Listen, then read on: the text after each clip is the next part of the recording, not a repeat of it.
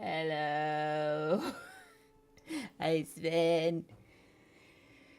Oh, today was a busy day. Again. I never want to get to have a neurologist appointment ever again. Trust me, it's not worth it.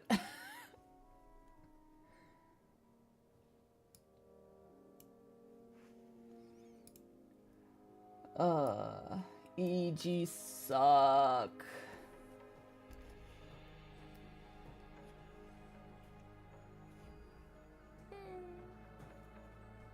Why are you...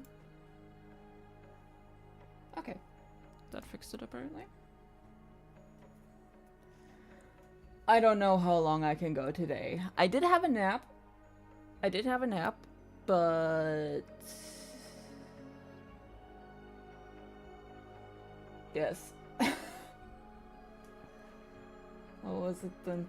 Well, first, you're not allowed to move during an EEG, like at all. You have to keep your eyes closed the entire time, unless the nurse or the doctor says so.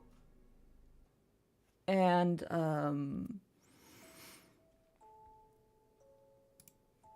you have to,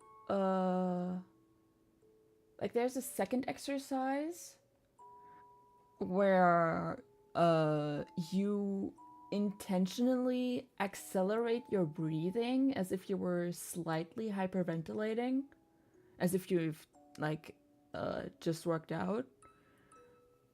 And that makes you dizzy as hell. You have to keep that up for 3 minutes, about 3 minutes. And if you do it wrong, you can literally pass out.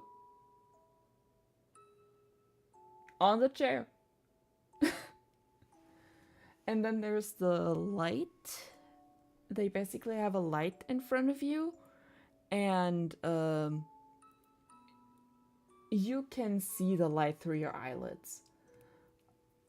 It's basically like testing if you have photosensitive epilepsy. That was what the neurologist was actually afraid of for me, because sometimes I have weird episodes of me not being able to see anything but black for like a millisecond, and then it's back. So they were kind of worried about epilepsy for that. But according to the results, everything for me is fine. So I don't really know what's going on there. And I likely will never know.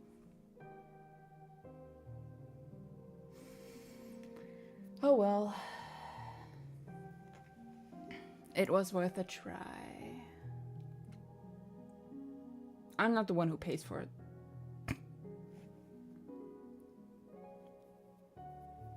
My insurance does.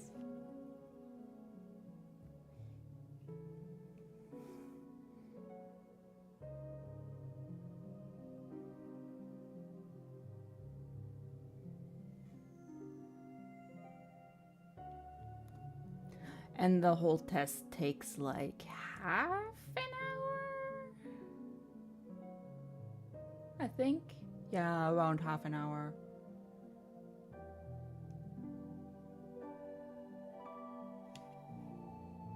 I don't know why, but I love looking at my VTuber model. It's so pink!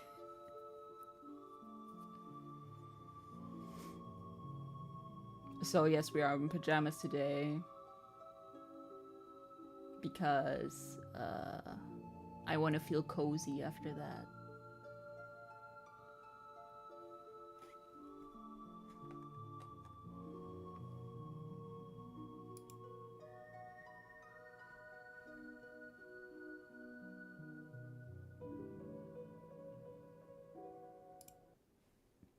So let's get the show on the road. Let's see.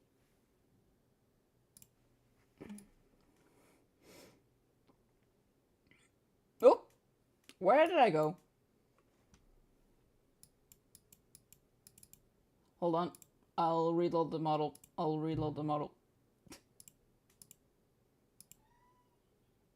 Okay. Okay. Where did I go? Where did I go? I got yoinked.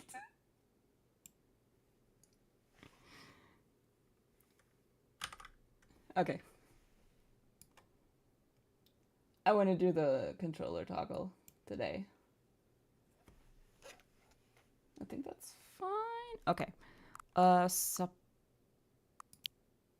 Yeah, let's do subtitles. I'm in the mood for that. Okay, I think everything's good on that end. Have you played Stanley Parable before? No. Please adjust the slider until the computer is barely visible. I don't have my glasses. Fuck! Excuse me for a second.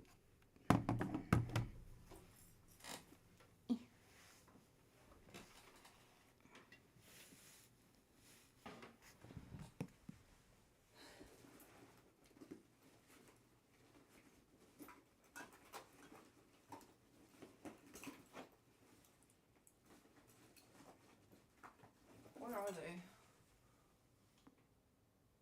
There.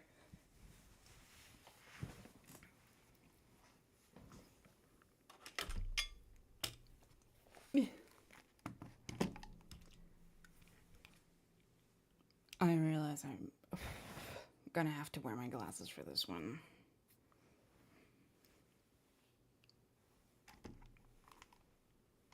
Can I see? Yes.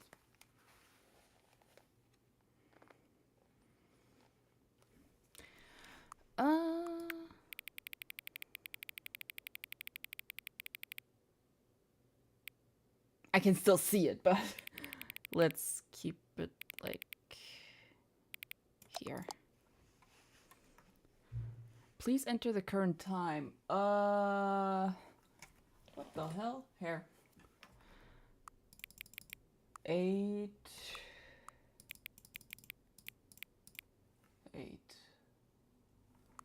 Confirm. Accessibility settings can be accessed from the main menu. Okay.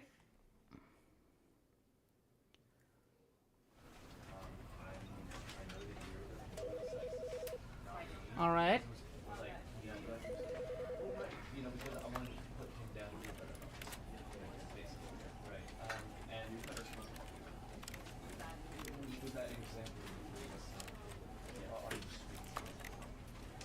Begin the game.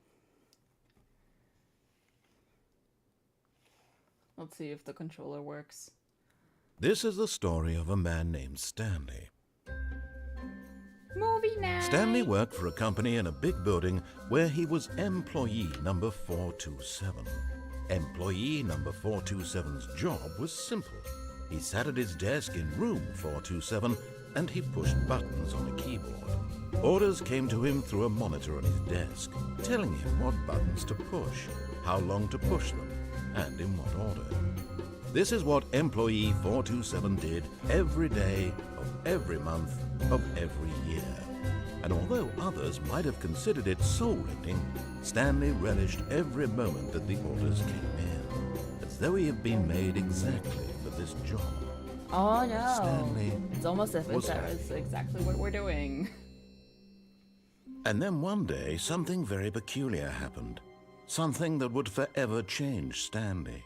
Something he would never quite forget.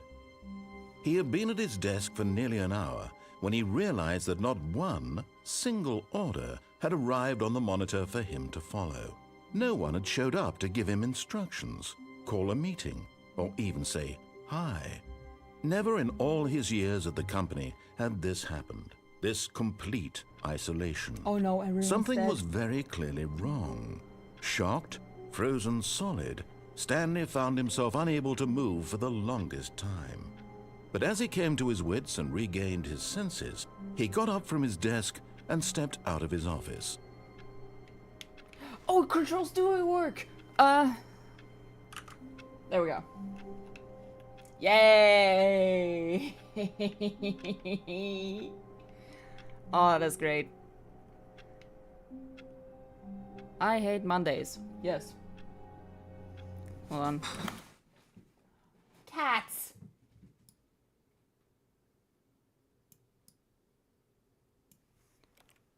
Resume digging. Thank you. Trust me, this was not hard to make. How long did it take you to do that?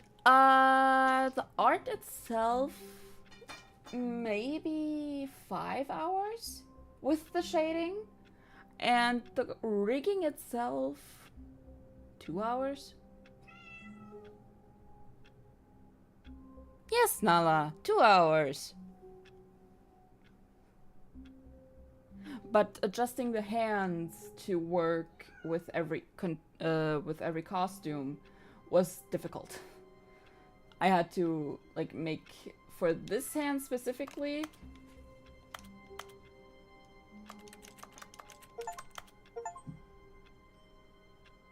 You can't jump. I got the you can't jump achievement.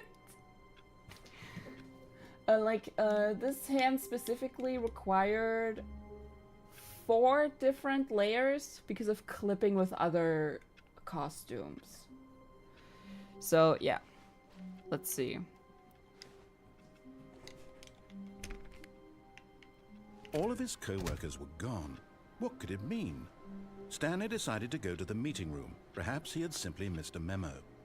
No matter how hard Stanley looked, he couldn't find a trace of his co-workers. Next time you can't jump in a video game, think about how often you jump in real life. Unless it's like an action game or something. I like work, I just hate my boss. Can I have that mug? Then again, I already have so many mugs. Ooh. We love photography. 420, let's go! What's your favorite number?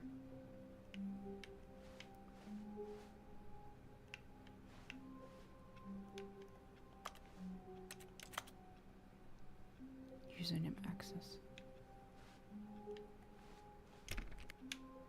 Nothing.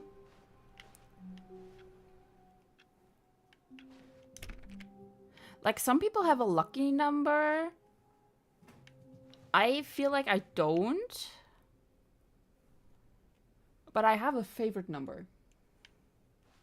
And a least favorite. Funnily enough, my favorite numbers are 4 and 7. And my least favorite number is 74. Oh. When Stanley came to a set of 2 open doors, he entered the door on his left. I'm gonna follow his instructions for now, and then we will defy everything. I don't like the number 74 because of the way it's pronounced in German. Like, something about it feels weird.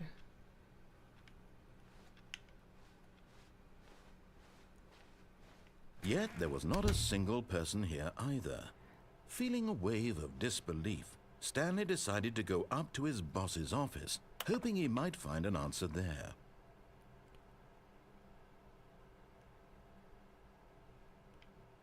Where's the beamer? Oh, there. Using slides to assure employees that every... To do. Synergize core value. Everyone is unique. You most of all. That defeats the entire purpose. Monetize free to play. Can we burn this? Broom closet? Stanley stepped into the broom closet, but there was nothing here, so he turned around and got back on track. Okay. Coming to a staircase, Stanley walked upstairs to his boss's office. Ooh.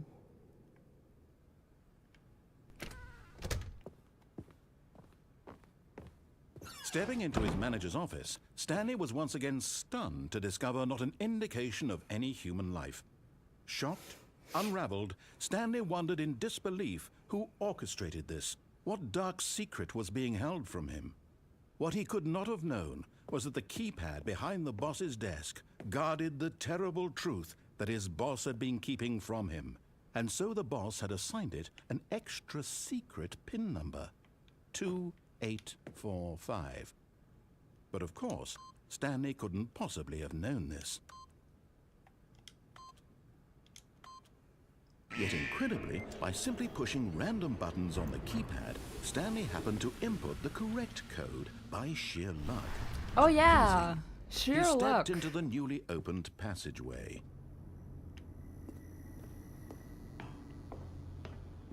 That is an elevator. And there is nothing here. Is it too dark? Nah.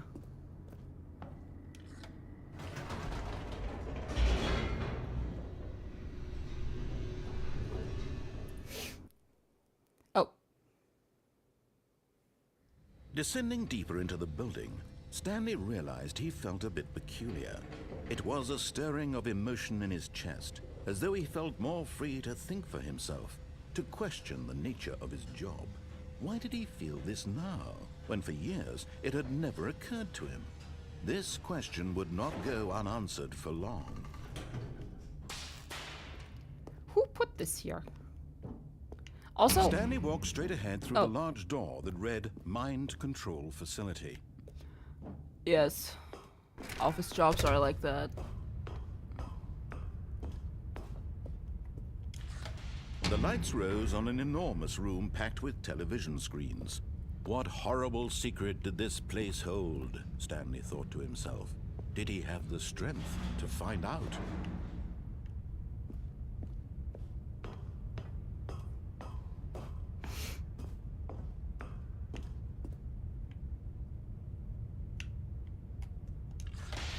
Now the monitors jumped to life, their true nature Where's revealed. mine? Each bore the number of an employee in the building, Stanley's co-workers. The lives of so many individuals reduced to images on a screen, and Stanley, one of them, eternally monitored in this place where What? freedom meant nothing. What song? I'm confused.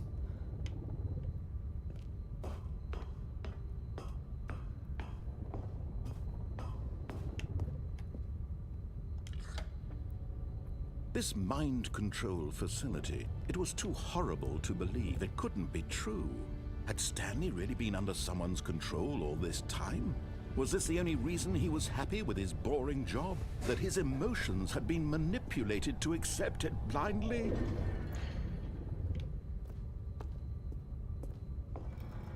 No, he refused to believe it. He couldn't accept it. His own life in someone else's control? Never! It was unthinkable, wasn't it? Was it even possible? Had he truly spent his entire life utterly blind to the world? Simba.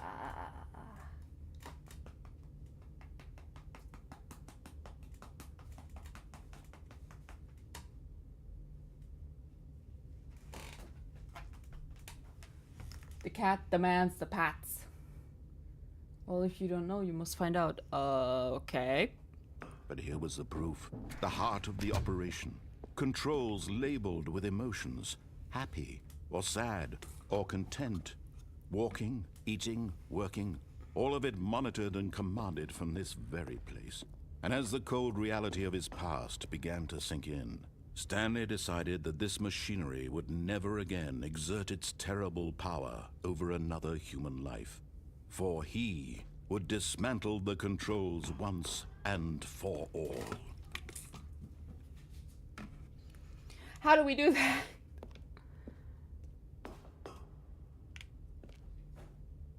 Wait.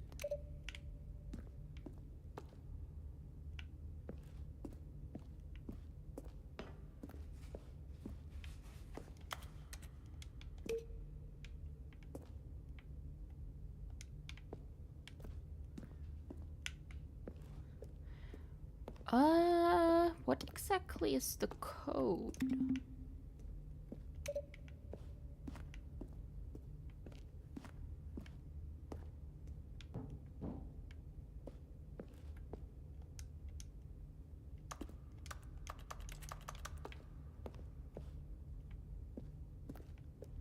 There has to be a 3 and a 4. Up there?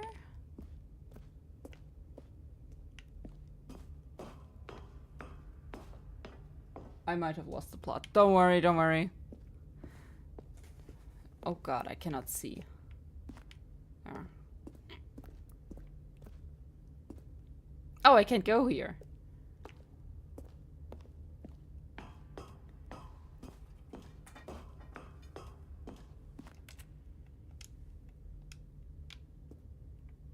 How do I...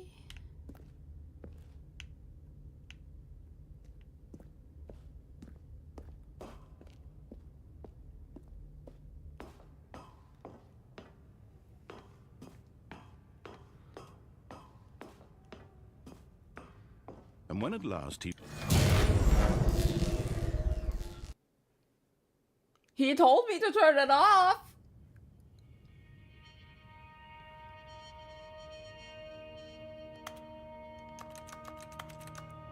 blackness and a rising chill of uncertainty. Was it over? No. Yes. He had won. He had defeated the machine, unshackled himself from someone else's command. Freedom was mere moments away. And yet, even as the immense door slowly opened, Stanley reflected on how many puzzles still lay unsolved. Where had his co-workers gone? How had he been Excellent freed from the question. machine's grasp? What other mysteries did this strange building hold?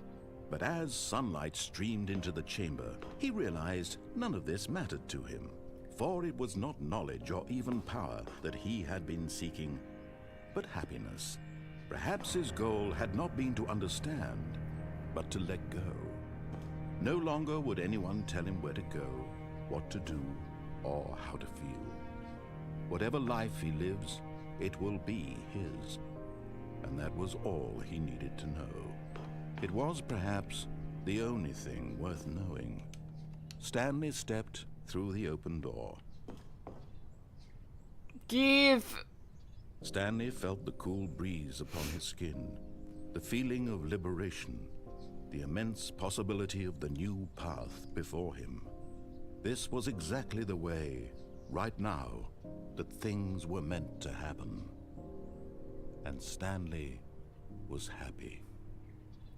So this game is gonna be really funny in a second. So you know how in Fever Meme the narrator kinda rage baited us? Now it is time to rage bait the narrator. All of his co-workers were gone. What could it mean? Stanley decided to go to the meeting room. Perhaps he had simply missed a memo. It is time. When Stanley came to a set of 2 open doors, he entered the door on his left. No. This was not the correct way to the meeting room, and Stanley knew it perfectly well. Perhaps he wanted to stop by the employee lounge first, just to admire it. Ah, yes, truly a room worth admiring. It had really been worth the detour after all, just to spend a few moments here in this immaculate, beautifully constructed room. Stanley simply stood here, drinking it all in. But eager to get back to business, Stanley took the first open door on his left. No. Stanley was so bad at following directions, it's incredible he wasn't fired years ago. The end is never the end. It's never the end. It's never the end. Warning, do not jump from the cargo lift while it's in motion. It will cause death. Penalty for misuse of... Penalty for jumping off the cargo... You're not surviving that! You're not surviving that to pay that. No way. Look, Stanley, I think perhaps we've gotten off on the wrong foot here. I'm not your enemy, really, I'm not. I realize that investing your trust in someone else can be difficult, but the fact is that the story has been about nothing but you all this time. There's someone you've been neglecting, Stanley. Someone you've forgotten about. No. Please, stop trying to make every decision by yourself. Now, I'm not asking for me, I'm asking for her. Who?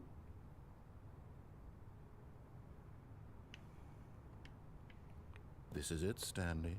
Your chance to redeem yourself. To put your work aside.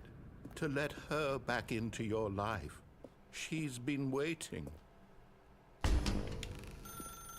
That's her, Stanley. You need to be the one to do this. To reach out to her. If you can truly place your faith in another, then pick up the phone.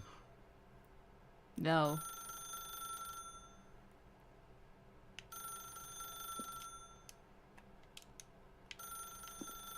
I'm not picking that up. As Stanley picked up the phone, a white light engulfed him, filling him not just with radiance, but with hope. Hope for a life reunited one... Wait. Oh, goodness. Stanley, did you just unplug the phone? No, that wasn't supposed to be a choice. How did you do that? You actually chose incorrectly. I didn't even know that was possible. Let me double check.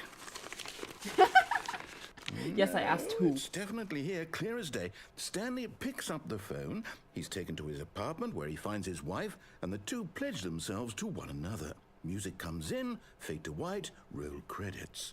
Not picking up the phone is actually somehow an incorrect course of action.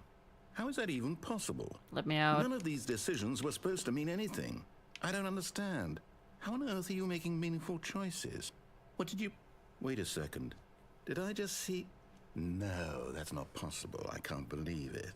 How had I not noticed it sooner? You're not Stanley. You're a real person.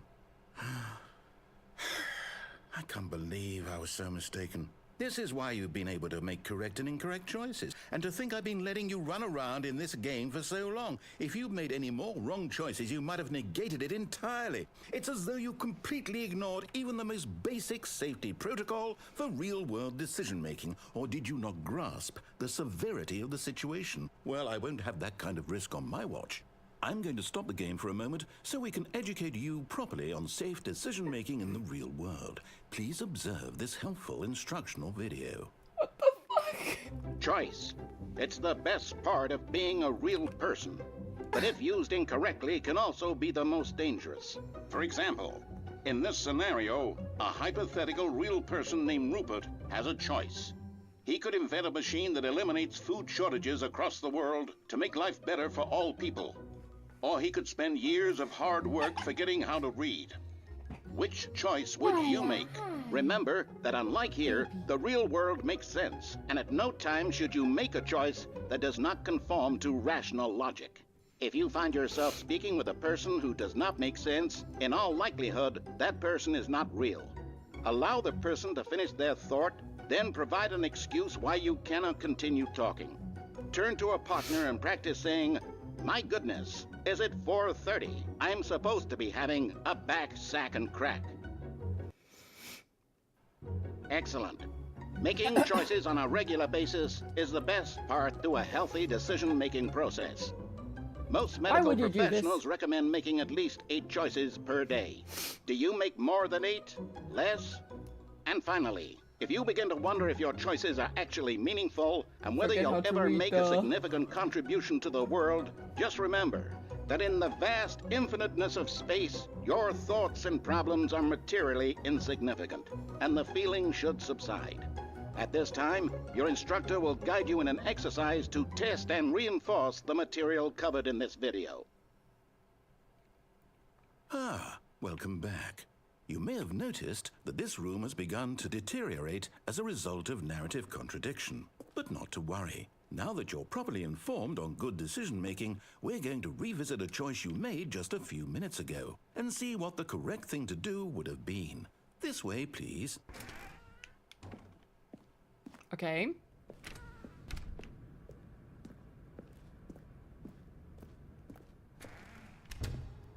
What is this?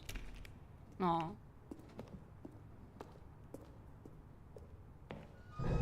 Now that we know your choices are meaningful, we can't have you jumping off the platform and dying. Imagine the main character dying senselessly halfway through the story. That story would make no sense at Since we're all all. insignificant, We so just need to there's get no you point home about as mental soon as health. possible before Bro! the narrative contradiction gets any worse. Unfortunately, it seems this place is not well equipped to deal with reality. You're not well enough equipped to deal with reality, bro. Okay.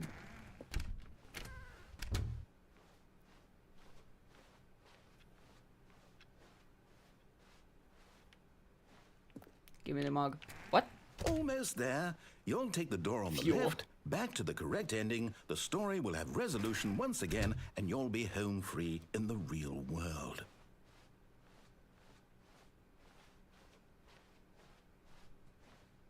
Now remember, all you need to do is behave exactly as Stanley would. That means choosing responsibly and always putting the story first. I'm quite sure you'll be up to the task. Just follow my lead and you'll be fine. All right. When Stanley came to a set of 2 open doors, he entered the door on his left. No! Why did you do that? Quickly, hurry back in the other direction. Perhaps we're not too late. No! Let me in.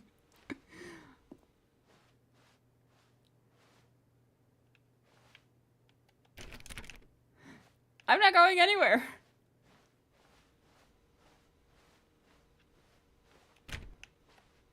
Whoa. That is one I will not pick responsibly. Whoa. Whoa. Okay. What does... You're doing better. Okay.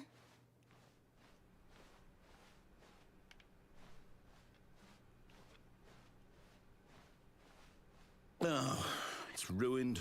I can't believe, after everything we talked about, that you... My story. You've destroyed my work. Why? For what?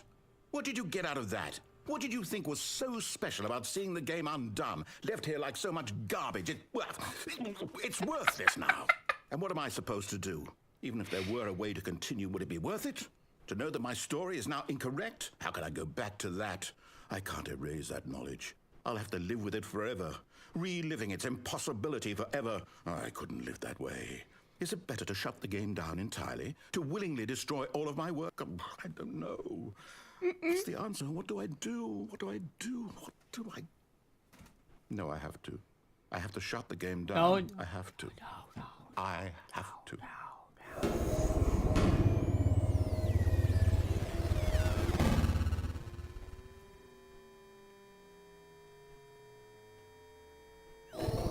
No! Where am I? Where am I? I don't remember this from the game. I don't want... Oh, I'm here. I'm still here. Here in this pile of rubbish. With you. You. Who thought you were so clever. Now look where we are. My entire game is destroyed. It was the only thing in the world that was mine, and you've run it into the ground.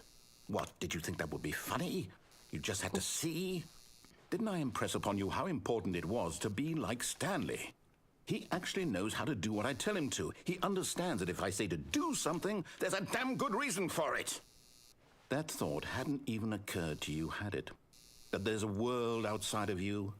You're a child. No, fuck you! My story. If you'd just gone through the door on the left, you would have seen it. There was a whole underground facility. You We've would have already destroyed seen it. and been victorious. It would have been so perfect. I worked so hard on it. I tried so hard to make... behave exactly as Stanley would. That means choosing responsibly and always putting the story first. I'm quite sure you'll be up to the task. Just follow my lead and you'll be fine. All right. When Stanley came to a set of 2 open doors, he entered the door on his left.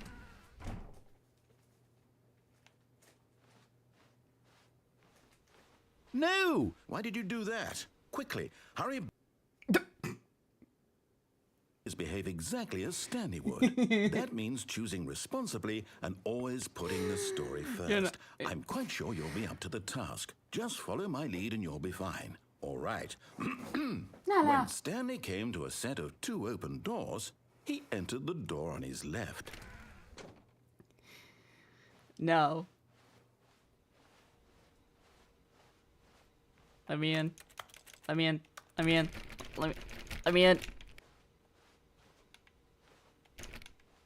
No! Why did you do that? Quickly, hurry. We're breaking the game. Behave exactly as Stanley would.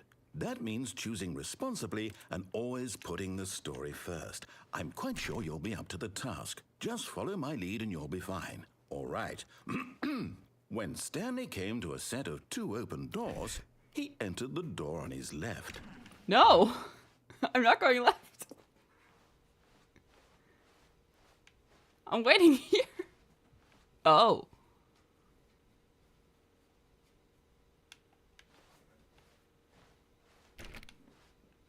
No! Why did you do that? Quickly, hurry back. Behave exactly as Stanley would. That means choosing responsibly and always putting the story first. I'm quite sure you'll be up to the task. Just follow my lead and you'll be fine. All right. When Stanley came to a set of 2 open doors, he entered the door on his left. Fine, we'll go left.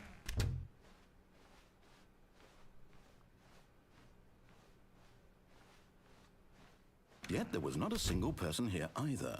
Feeling a wave of disbelief, Stanley decided to go up to his boss's office, hoping he might find an answer there.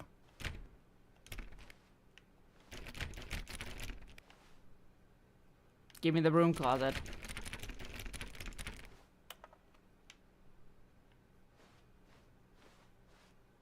Coming to a staircase, Stanley walked upstairs to his boss's office.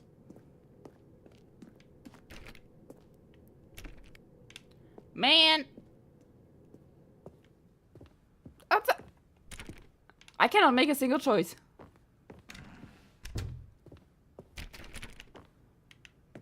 Bruh. Stepping inside his manager's office, Stanley was once again stunned to discover not an indication of any human life. Shocked, unraveled, Stanley wondered in disbelief who orchestrated this, until he saw the door with a voice receiver next to it. Surely behind this door lay all the answers to his questions. And beyond all probability, he knew the passcode. He had seen it on his boss's computer just last week. Nightshark 115. Was this the code to open the door? Would it still work? There was only one way to find out. Stanley had been trained never to speak up, but now he would draw from within himself the courage to face the unknown. He drew a sharp breath and then spoke the code.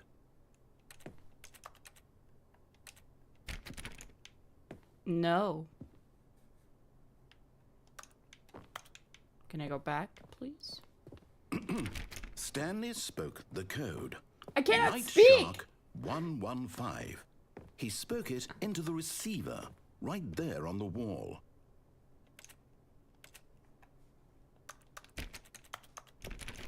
I cannot speak! I'm sorry, is there a problem?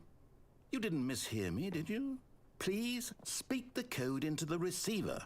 Otherwise, we can't get on with the story. This is a crucial step. I have no vocal cords, brother. Okay, fine. You're not going to do it. But you know what? It's pretty humiliating to bring you this far, only for you to suddenly decide you have better things to do. I asked you for this one single thing, for your respect. The kind of respect Stanley shows for his choices. He knows what it means to take a story seriously. If you didn't want to see what I had to show you, then why did you come here? You had a choice, you know. You could have gone through the door on the right. You could have done whatever the hell you wanted over there. Why did you come this way? Speak. Say something to me. Explain yourself, you coward. You... When Stanley came to a set of 2 open doors, he entered the door on his left. Stanley? Hello? Are you... Is everything okay? Stanley, please. I need you to make a choice. The end. I need you to walk through the door. Are you listening to me? Can you hear me? Is everything all right? Stanley, this is important. The story needs you. It needs you to make a decision. It cannot exist without you. Do you understand me? Whatever choice you make is just fine. They're both correct. You cannot be wrong here. We can work together. I'll accept whatever you do. I simply need you to take that step forward, please. Choose. Do something. Oh, you sound so sad. This is more important than you can ever know. I need this. The story needs it. So, you hear me? Are you there? Are you listening to this? Stanley, are you there? Okay. It's okay, I can wait. Oh, You need time to decide. Time to make sure your choice is correct. That is the best choice. That's all right. I'll wait for you to decide what's the right thing to do. Take as much time as you need.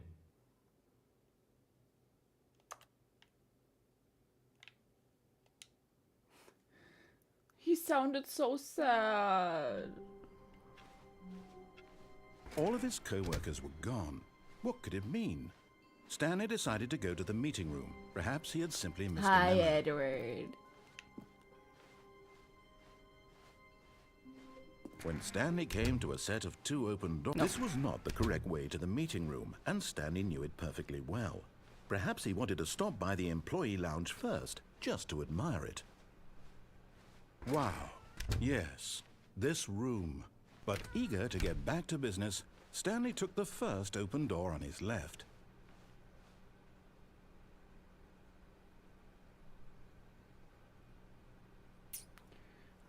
Fine.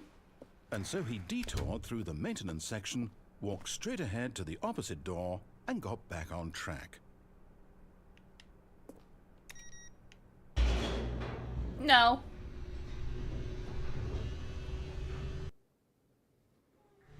But Stanley didn't want to go back to the office. He wanted to wander about and get even further off track. So now in order to get back, he needed to go, from here it's, left. Oh, no, it's to the right, my mistake. No, not the right. Why would I have ever said it was to the right? What was I thinking? I am It's agreeing. clearly... Oh dear, would you hold on for a minute, please? Now, let's see. We went down right, left, down, left, right. Yep, okay, yes. I've got it now. This story is absolutely, definitely this way.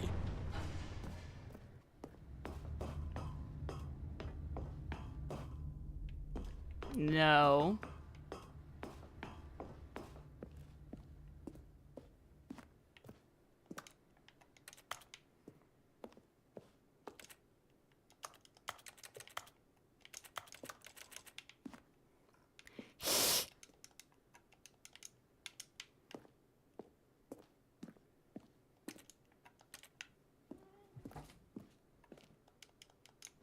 Man.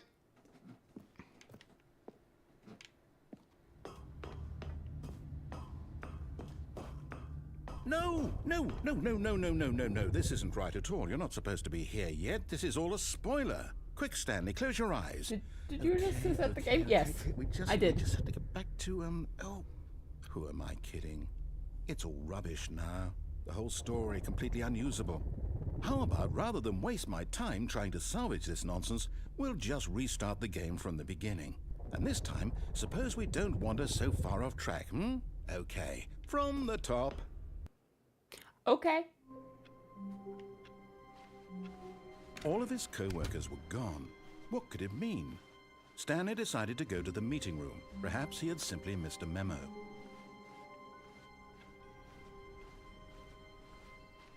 When Stanley... Wait, what? No, I restarted. I swear, I definitely restarted the game over, completely fresh. Everything should be... Oh, did something change? Stanley, did you change anything when we were back in that room with all the monitors? No. Did you move the story somewhere, or... Hold on. Why am I asking you? I'm the one who wrote the story. was right here just a minute ago. I know for sure that it's here somewhere. Okay, then. It's an adventure. Come, Stanley. Ooh, Let's find can't the go story. there.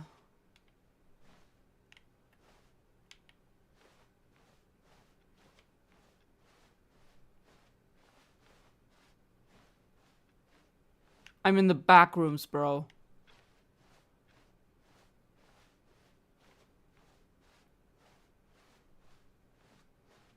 Ugh, son.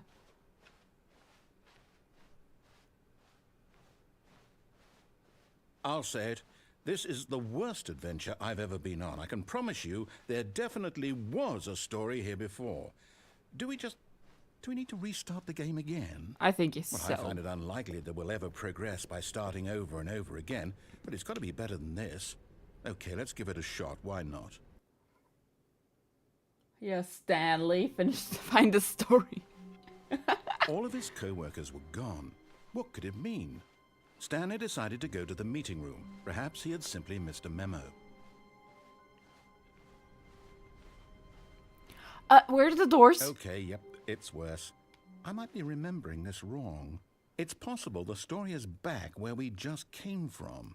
Why don't we go back the other direction and see if we missed anything?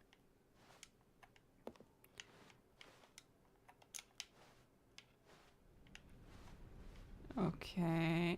Oh. Someone's got to clean that up. Aha! I knew we'd miss something. The story. Here it comes. No, wait. Never mind. Not the story. Okay, let's head back the other way and retrace our steps. Oh,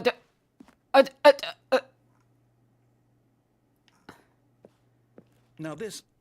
Well, I'll be honest. I don't recognize this place at all. Is this the story? I don't think so. I can't quite recall, but I believe my story took place in an office building. Is that correct? Do you remember, Stanley? Well, do you know what? Where- Since I've completely forgotten where did the what door we were go? supposed to be doing, how about this? You Where did the door go? win! Congratulations! Yay! I know you put in a lot of hard work, and it really paid off. So, good job. Oh, no. No, I don't feel right about this at all. We both know you didn't put in any actual work for that win. Some people win fair and square, and this was not one of those situations. Okay? I'm getting weirded out by whatever this place is. Same. I don't care what might happen this time. I have to restart. Yes. Have you tried turning it off and on again? Oh. All right. Stanley I've Parallel got a Adventure solution. line. This time, to make sure we don't get lost, I've employed the help of the Stanley Parable Adventure Line. Just follow the line. How simple is that? You see, the line knows where the story is. It's over in this direction. Onward, Stanley, to destiny. Look, here's a thought. Wouldn't wherever we end up be our destination, even if there's no story there? Or to put it another way, is the story of no destination still a story? Simply by the act of moving forward, are we implying a journey such that a destination is inevitably conjured into being via the very manifestation of the nature of life itself? Okay, Stanley, I need to follow this train of thought for a minute. Just stick with me. Now, we can both agree that the nature of existence is in fact a byproduct of one's subjective experience of that existence, right? Okay. Now, if my experience of your existence rests inside of your subjective experience, Are we supposed to do a barrel roll here? Is this office, in fact, the skeleton of my own relative experiential mental subjective construct? Whoa. Hang on. That got a bit weird back there. Well, I'd like to apologize. Not sure where I was going with all Is that. this parkour or You know not? what? I think what we need right now Line is knows a where bit it of is by music knowing to where it lighten the isn't. mood.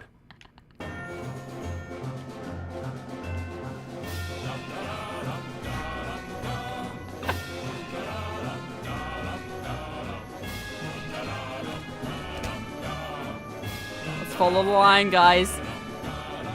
Oh god.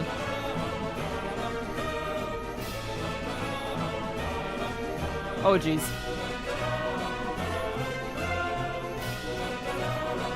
Give me the keys, line your Cut the trunk. music. Go back and look at that fern. Fern?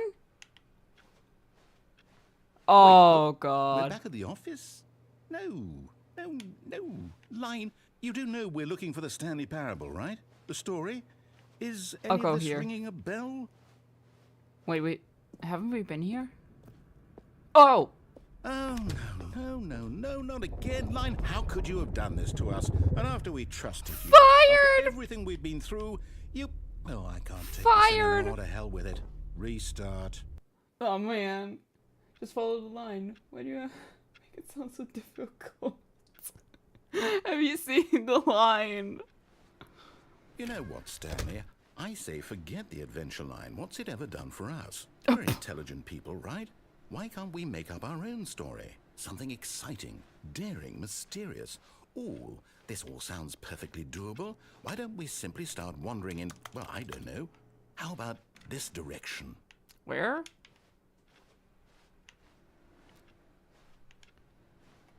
Oh, there.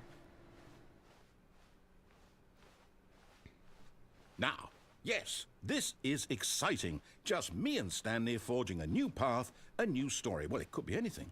What do you want our story to be? Go I'm wild. going in circles. Use your imagination. Whatever it might be, Stanley, I'm ready for it. Oh, no, not you again. Stanley, Oh. I'd also like to veto the line from having any role in our awesome new story. No lines or monitor rooms. Just don't acknowledge it, and we should be fine.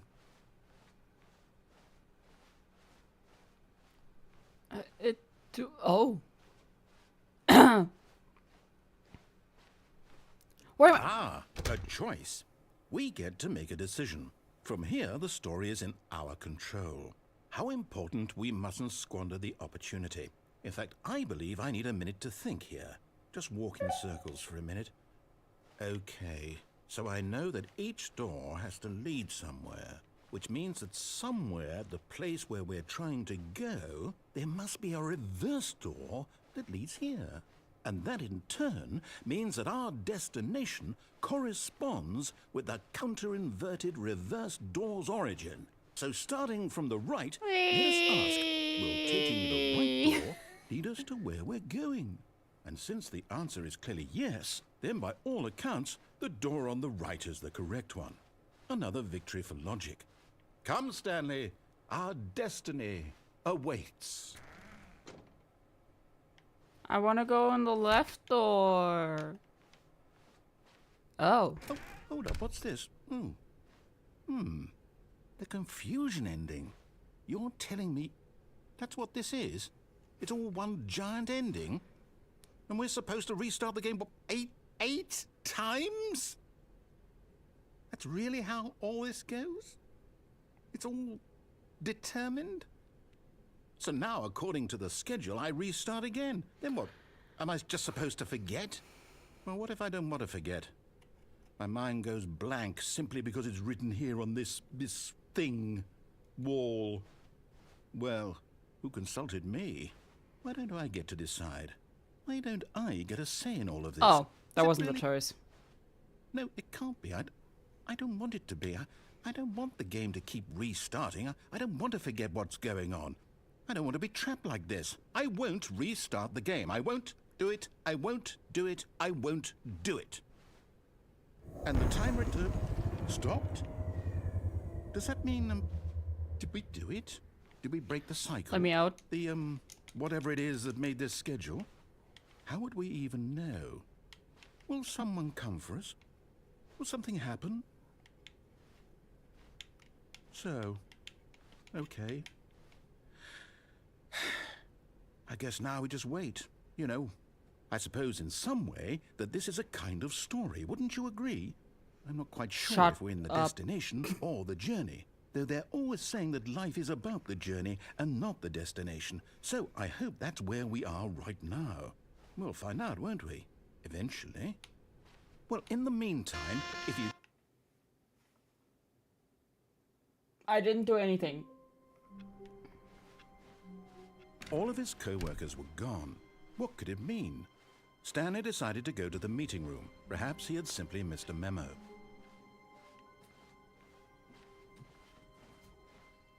When Stanley came to a set of 2 open doors, this was not the correct way to the meeting room, and Stanley knew it perfectly well. Perhaps he wanted to stop by the employee lounge first, just to admire it. The lounge was sublime, a work of art. But eager to get back to business, Stanley took the first open door on his left. No. Stanley was so bad at following directions, it's incredible he wasn't fired years ago. Look, Stanley, I think perhaps we... But in his eagerness to prove that he is in control of the story and no one gets to tell him what to do, Stanley leapt from the platform and plunged to his death. Good job, Stanley. Everyone thinks you are very powerful. I swear I'm not suicidal. There's no point in lying, you know. You obviously did something by doing nothing. I mean, technically... All of his co-workers were gone. What could it mean? Stanley decided to go to the meeting room. Perhaps he had simply missed a memo.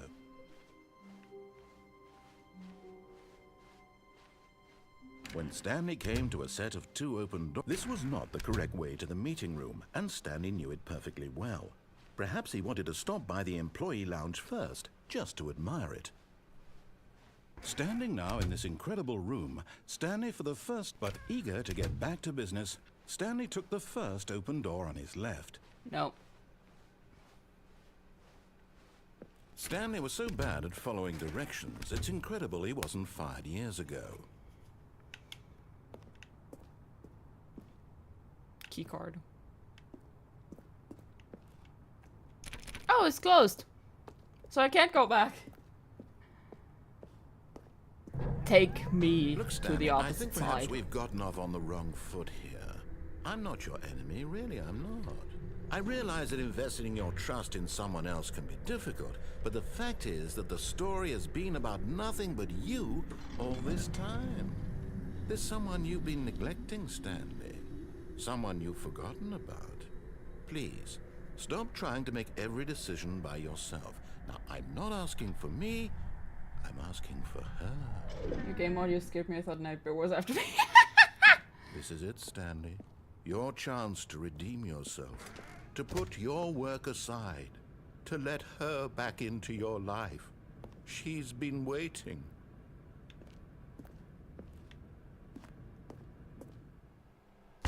I want to see what happens. That's her, Stanley. You need to be the... Let's see.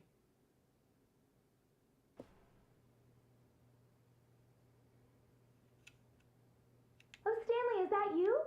Hold on, sweetie. Sorry to keep you waiting. I'm just pulling the bread out of the oven. All right. Okay, there we go. So he All was now, right. I want you to come in and tell me all about You're damn. Gotcha! Oh, come on.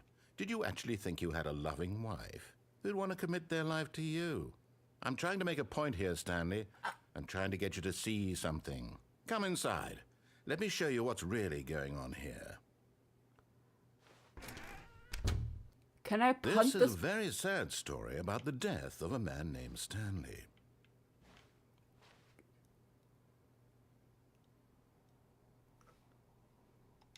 Stanley is quite a boring fellow. He has a job that demands nothing of him, and every button that he pushes is a reminder of the inconsequential nature of his existence. Can I punt this thing into non-existence? Look at him there, pushing buttons, doing exactly what he's told to do. Now he's pushing a button. Now he's eating lunch. Now he's going home. Now he's coming back to work. One might even feel sorry for him, except that he's chosen this life. But in his mind, in his mind he can go on fantastic adventures. From behind his desk, Stanley dreamed of wild expeditions into the unknown. I am spinning. Fantastic discoveries of new lands. It was wonderful. And each day that he returned to work was a reminder that none of it would ever happen to him.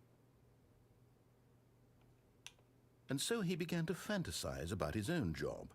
First, he imagined that one day while at work, he stepped up from his desk to realize that all of his co-workers, his boss, everyone in the building had suddenly vanished off the face of the earth. I've actually The never seen thought this ending. excited him terribly. Spend time with the So boys! he went further. He imagined that he came to 2 open doors and that he could go through either. At last, choice. It barely even mattered what lay behind each door. The mere thought that his decisions would mean something was almost too wonderful to behold.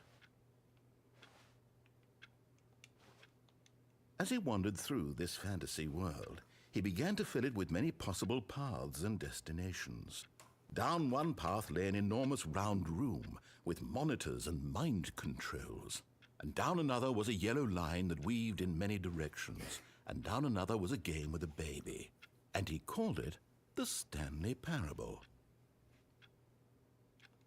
It was such a wonderful fantasy, and so in his head he relived it again, and then again, and again, over and over, wishing beyond hope that it would never end, that he might always feel this free. Surely there's an answer down some new path, mustn't there be? Perhaps if he played just one more time. When did this change? But there is no the- answer. How could there possibly be? In reality, all he's doing is pushing the same buttons he always has. Nothing has changed. The longer he spends here, the more invested he gets, the more he forgets which life is the real one. And I'm trying to tell him this, that in this world he can never be anything but an observer, that as long as he remains here, he's slowly killing himself. But he won't listen to me. He won't stop. Here, watch this. Stanley, the next time the screen asks you to push a button, do not do it. You see? Can he just not hear me? How can I tell him in a way that he'll understand that every second he remains here, he's electing to kill himself? How can I get him to see what I see? How can I make him look at himself? I suppose I can't, not in the way I want him to. But I don't make the rules. I simply play to my intended purpose, the same as Stanley. We're not so different, I suppose. I'll try once more to convey all this to him. I'm compelled to. I must. Perhaps, well, maybe this time he'll see. Maybe this time. And I tried again. And Please Stanley die. pushed a button. And I tried again. And Stanley pushed a button. And I tried. Please die. That's just funny. Okay. Wait. Something's not right here. When Stanley came to a set of 2 open doors, he entered the door on his left. This was not the correct way to the meeting room, and Stanley knew it perfectly well. Perhaps he wanted to stop by the employee lounge first, just to admire it. Stanley felt lightheaded, butterflies in his stomach, giddy in a way he had never known before. Was it this room? A connection between the two? Could a man love a room? I mean, truly... What the fuck? Truly deep, but eager to get back to business, Stanley took the first open door on his left. No. Stanley was so bad at following directions, it's incredible he wasn't fired. Wait, no, no, no, no, no!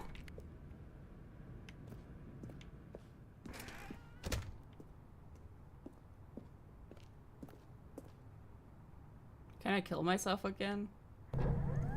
Look, Stanley, I think perhaps we've gotten off on the wrong foot here. I'm not your enemy, really, I'm not. I realize that investing your trust in someone else can be difficult, but the fact is that the story has been about nothing but you all this time. There's someone you've been neglecting, Stanley. Someone you... What? Really? I was in the middle of something. Do you have zero consideration for others? Are you that convinced that I want something bad to happen to you? Why, I don't know how to convince you of this, but Binge I everywhere. really do want to help you, to show you something beautiful. Look, let me prove it. Let me prove that I'm on your side. Give me a chance.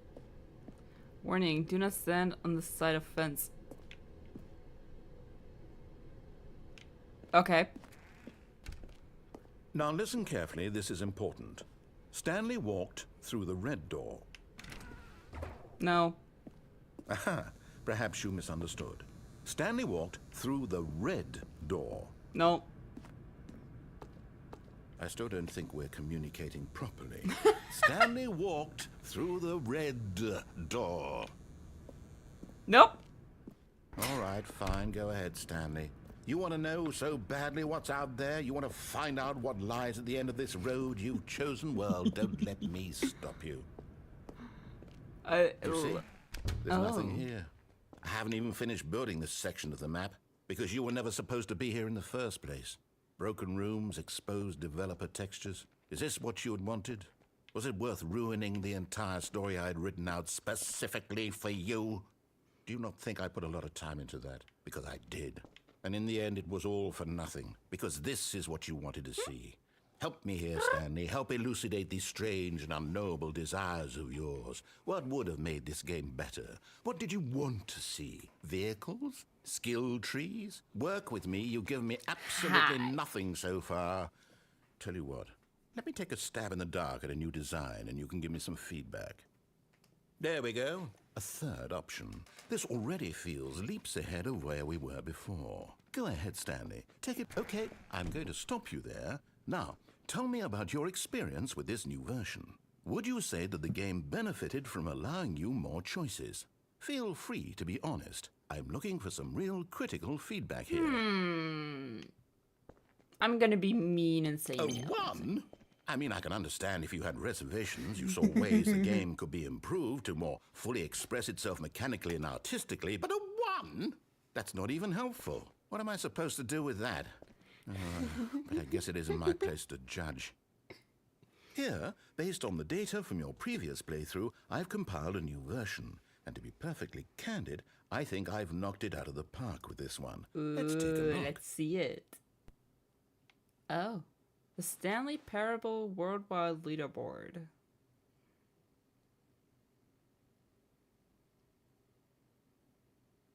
Is this in real time?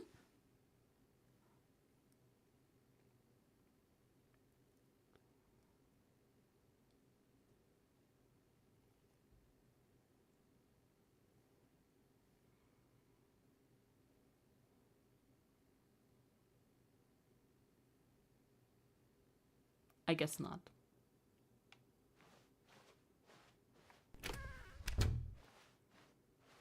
Now, would you say that competitive leaderboard helped you feel motivated to keep walking through doors? Again, honest answers, please.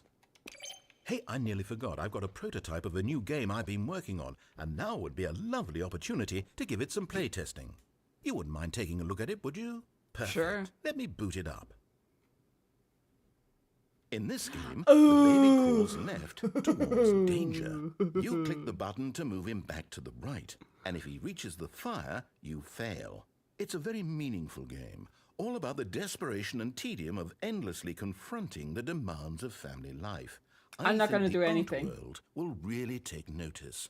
But of course, the message of the game only becomes clear once you've been playing it for about 4 hours. So why don't you give it 4 hours of play to make sure it's effective? Be sure to keep notes on your experience.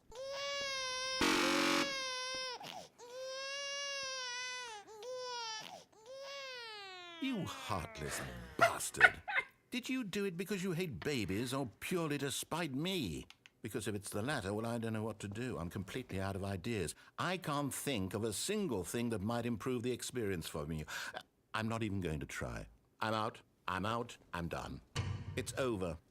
Thank you for playing. Your input was extremely valuable. Oh, hey, since my game was so awful, why don't we play someone else's game? Just to ease the pain. Let's see. What do we have here? Yes, this seems like it'll work. Let's give it a shot. Bruh. Oh. Aha! Fascinating. What do you think this game is about, Stanley? What's our backstory? What is our motivation? Well, it seems obvious to me that you are meant to play as a creepy man spying on innocent civilians below you from up high in your creep tower, perhaps for some sort of twisted erotic purpose. Yes, that must be it. What a fascinating venture into the experience of total You need to mental learn how to jump depravity. rope. So far, I love everything about this game, Stanley. And it seems there's even more. Come, let's venture outward and see what else is out there.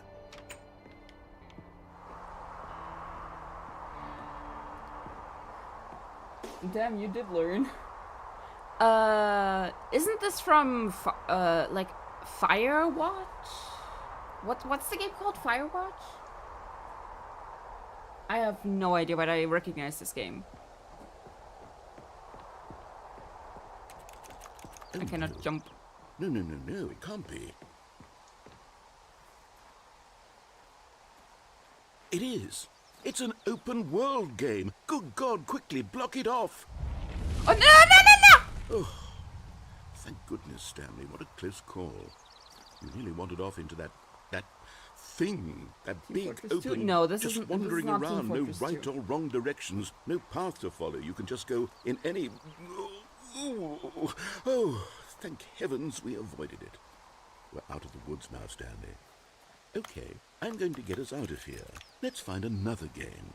Preferably something with walls. Something with nice, big, insurmountable walls.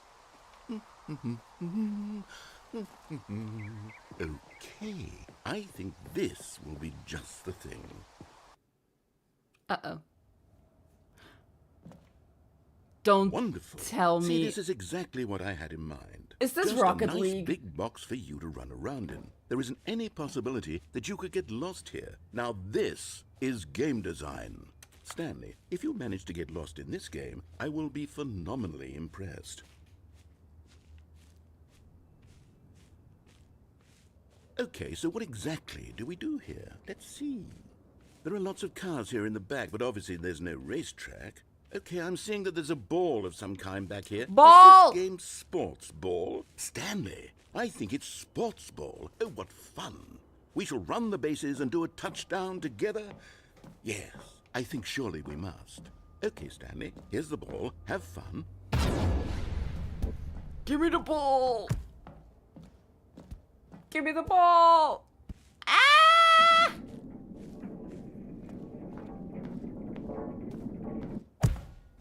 Are you doing it?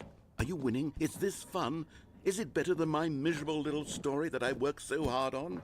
Hold on. What are you doing? Oh.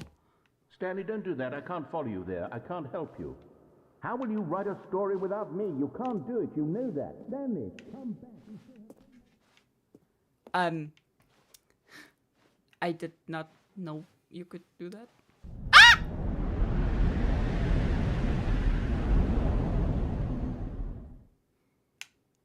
Where the fuck?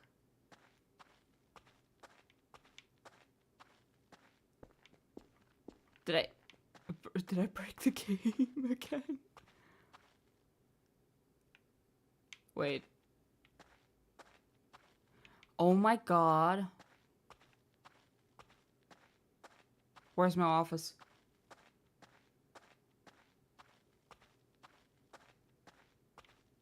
Why does this kind of look like Gmod? Huh?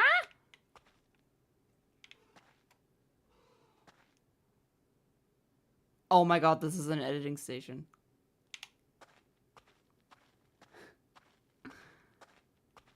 Whoop! I wonder what he found. If what he wanted was to be the leading man in his own story, well, perhaps he's gotten it. Down in wherever he is right now. I wonder if he's happy with his choice, and if he's learned the heavy cost that comes with it. He'll understand soon what I was trying to tell him. He needs me. Someone who will wrap everything up at the end, to make sense out of the chaos and the fear and the confusion. That's who I am. That is what I mean to this world. Oh, yes. Yes, I'll be back. There's no other way. Once this ends, after it all comes to a close, then I'll be back. The end will be here soon. Very soon. I can wait.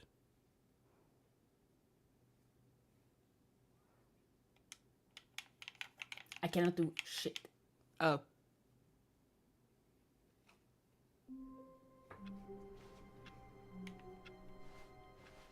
All of his co-workers were gone. What could it mean? Stanley decided to go to the meeting room. Perhaps he had simply missed a memo. Oh, new content. Oh, new content? What does that mean, new content?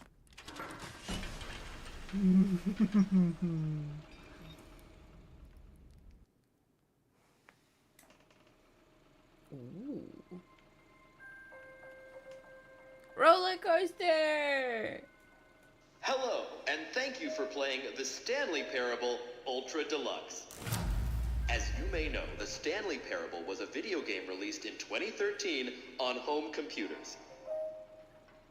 After receiving critical and commercial success, it was expanded upon in 2022 with the Stanley Parable Ultra Deluxe, a reimagining of the game for consoles and home computers. The Stanley Parable Ultra Deluxe features exciting new content that broadens and expands the world of the Stanley Parable, delighting audiences the world over. You're such a creep. Disgusting. Please, step yet you inside don't. and see what thrilling new adventures await in the Stanley Parable Ultra Deluxe. Oh, well, this sounds delightful. I'm very excited to see the thrilling new Ultra Deluxe content. Elevator. Okay, so far it's an elevator. Nothing special yet, but I'm sure it's just the beginning of a mesmerizing adventure. Go.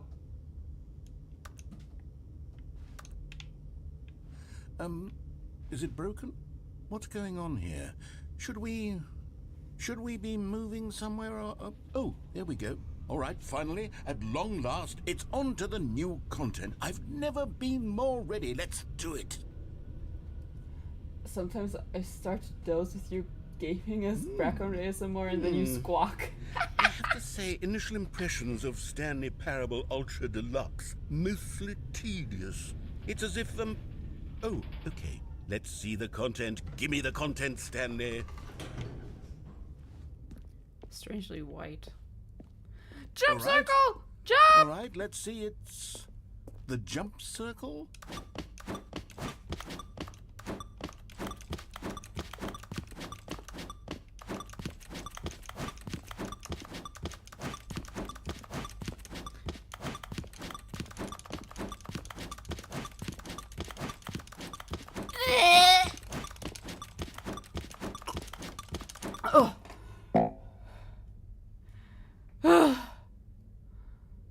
Oh, that made me lightheaded. Oh, I was abusing the A button. Not that much of a good idea, to be honest. I cannot jump anymore. Oh, my heart. Shit. Is that it? Surely that's not all the new content. There has to be something else, right? Goodness. Another Let's elevator. jump again for the Stanley, achievement. I already got have it. to say, initial already got it. impressions of this game are not positive. It's just elevators and jumping. Is this what passes for exciting new content? If this is new content, then I could just read you the whole dictionary. There's 20 hours of new content right there. Hell, I could count to 30 trillion. You could put that on the box. The Stanley Parable Ultra Deluxe, now with over 1,000 hours of new content. And oh, wait. There's more. Very good. Yes. I knew there had to be something else. Let's see it. I'm ready for whatever it is. That's it? Oh, you've got to be kidding me. You see, Stanley? This is what happens when greedy video game developers with no respect for their fan base rush a cheap expansion to market for no reason other than to make an easy dollar. And don't get me started on the level of craftsmanship that's gone into it. In fact, I'm looking right now at the game's achievements, and it's hard to believe one of them actually says, "Test achievement, please ignore." What quality assurance department signed off on this? I'm infuriated and I'm offended, and I intend to find these people on Twitter and hold them personally accountable. It's my fault, Stanley. I built up too much anticipation around the new content, I'm afraid. It could never have lived up to such expectations. If you're still with me, why don't we just reset the game and we'll try to get back to what the Stanley Parable is really about. No frills, no gimmicks. Just you and me having a great time together like always. What do you say, friend? I like his voice, honestly. Where am I?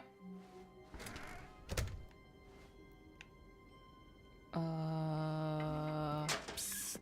Stanley, come over here. In the vent. I want to show you something.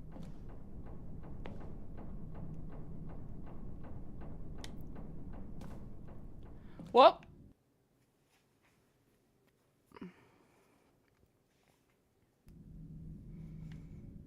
Okay, you remember how cheap and unsatisfying the new Ultra Deluxe content turned out to be? Well, it got me thinking about the past and how much better the Stanley Parable used to be.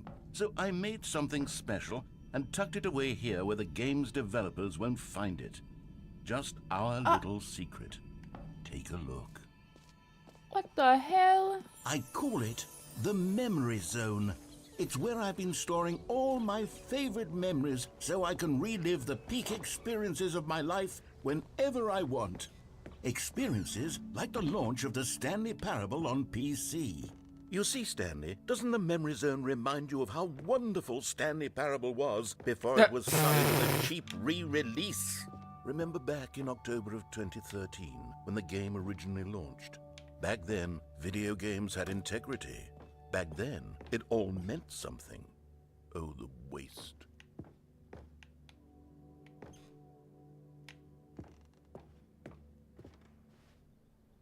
A trip down memory lane. Is that me first dollar?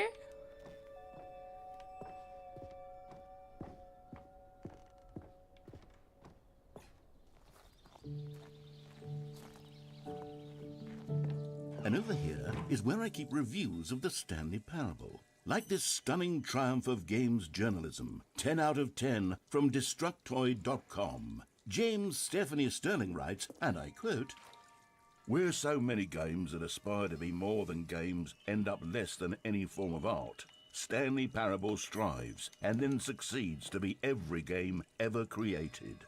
Did you hear that, Stanley? Every game ever created. That's how grand and all-encompassing the original Stanley Parable was. It was literally every game ever created. It was Skyrim, it was Persona 3, it was all of them, and now it's nothing. It's no games at all. It isn't even the Stanley Parable anymore. It's just a husk now.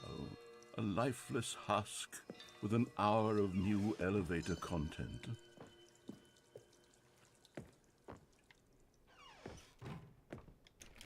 Maintenance. Oh.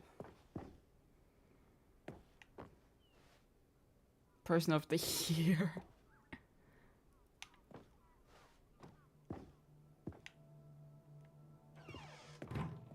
Here's another moving passage, this time from GameSpot.com. The Stanley Parable is both a richly stimulating commentary on the nature of choice in games and one that offers some of the most enjoyable, surprising, and rewarding choices I've ever been confronted with in a game. 9 out of 10. Don't you get it, Stanley? The game was perfect. It didn't need anything else. It didn't need new content. It just needed to be left alone, to spend the rest of time collecting dust in the hallowed hall of beloved video game memories. How do I get there?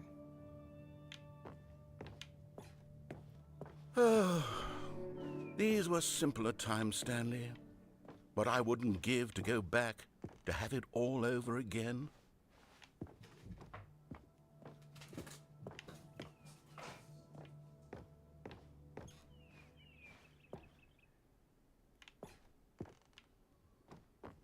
Oh. Wait, hang on. I don't recall this part of the memory zone before. Oh no. What's this? What's down here? Oh no. Oh God, no. Stanley, it's a collection of reviews from Steam, the online video game distributor. I haven't looked at these in years. I can't even imagine what's been collecting down here. Surely these reviews were glowing as well, weren't they? Uh-oh. Honestly, I could not be bothered to play this game to full completion. The narrator is obnoxious and unfunny, with his humor and dialogue proving to be more irritating than entertaining. Unfunny! I'm not trying to be funny. I'm trying to make a serious work of art.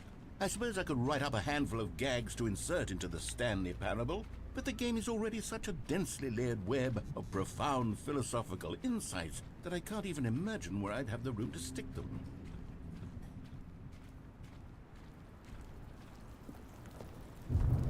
God, not the clouds. Okay, let's see what this one says. While the idea for the game is good, for someone who prefers non-linear games, this preachiness gets annoying fast. Preachy? Stanley? I'm not preachy, am I? You can tell me if I'm preachy. Honestly, you can. Oh, goodness. This is actually quite shocking for me. I always, well, to be honest, I had always thought of the game's dialogue as being rather terse to begin with. You can't know how much fluff I cut from the game to get it to feel as light and airy as it... Well, I always thought it did. But maybe it wasn't. Oh dear. What an awful memory to have to hold on to. These black marks on my otherwise unimpeachable track record. I feel like a failure. Like I let these people down. Perhaps the Stanley Parable isn't quite as What's this one got to say? You constantly have to stop doing anything so the narrator can catch up with his long-winded explanations of what's happening. I wish there was a skip button. A skip button? Well, yes. Yes, I think we can do that. If I'm truly too preachy, then maybe letting you skip ahead for just a moment, surely it couldn't hurt. Oh, and now the fun begins. These negative reviews from the record. Only positive reviews of the Stanley Parable. That's my motto today, and it's always been my motto. I'd do anything for the customer, Stanley. Yes, a skip button we shall have. Here we go. And here it is. Go ahead and give it a shot. I'll pop you forward in time so that the second my incessant droning starts to bore you... Oh, you're back, you see. You were only frozen in time for a few minutes, but it was plenty of time for me to deliver a long, rambling monologue full of unnecessary verbal flourishes and lengthy ruminations on the nature of choice in video games. Of course. Well there, sport. You really did catch me rambling on a bit, didn't you? But that's the power of the button. The minute I start to go off on a thoughtless display of self-absorption, it's right at your fingertips to go poof, and it's all over. Oh, I can't wait to see what Cookie 9 will say about this, and whether they'll...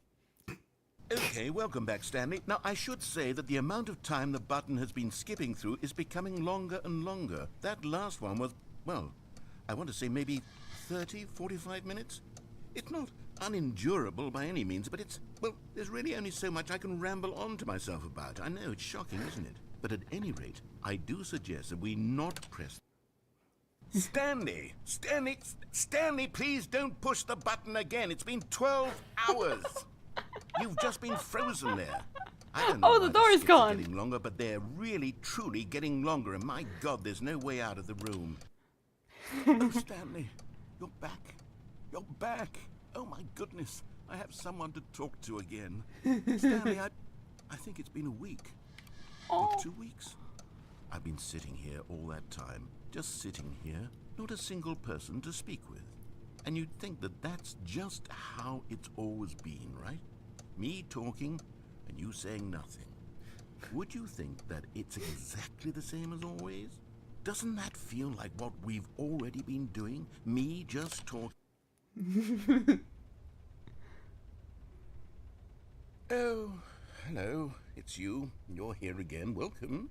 I have had time to think about you and about us and about everything we've been through. I've had so much time. I stopped keeping track after a year. Have you ever sat down in one place and not moved for one entire year? Let me describe it for you. To begin with, there is only regret. There is only the turning wheel of missed opportunities. I felt nothing at all. I'm sorry, narrator, but I have to. And he's gone.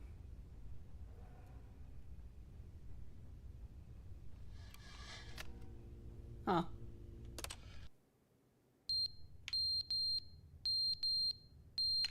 Oh God. Get me out of here, get me out of here, get me out of here, get me out of here, get me out of here, get me out of here, get me out of here, get me out of here.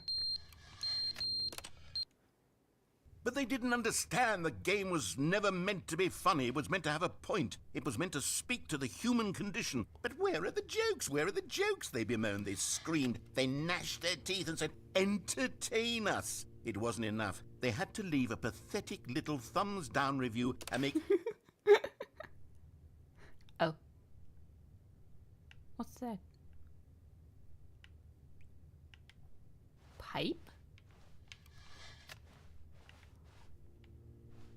Oh, the clock fell. The end is never the end, is never the end, is never the end, is never the end, is never the end, is never the end, is never the end, is never the end, is never the end, is never... Oh. Something is definitely failing.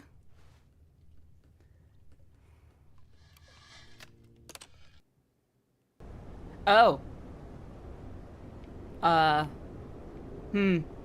How long do you think it's been? 50 years? Perhaps.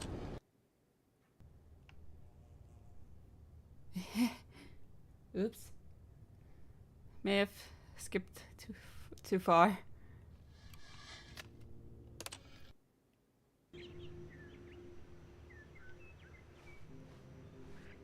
Huh. Pretty. Yeah, it's likely been at least 50 years here. Oh.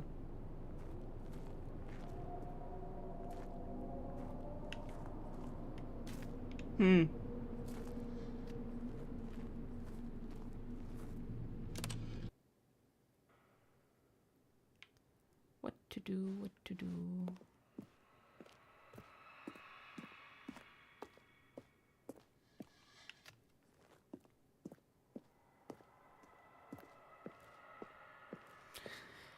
That is a long time. Oh. Oh.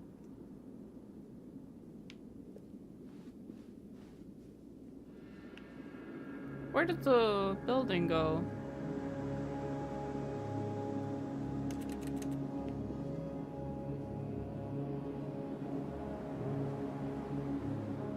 Where am I?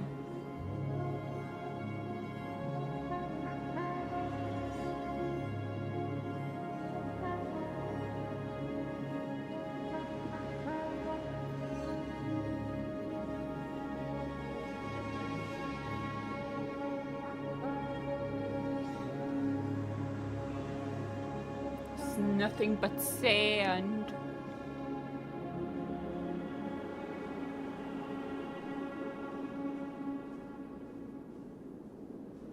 Oh.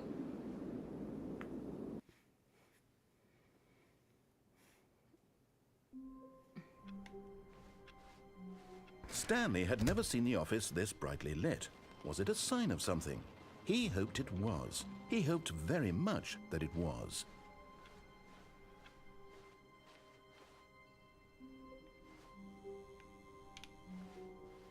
Oh, good. You notice my sign. Yes, I have something very exciting to show you. Let's see. I don't like sand. Yeah, gets all up in the crevices of everything.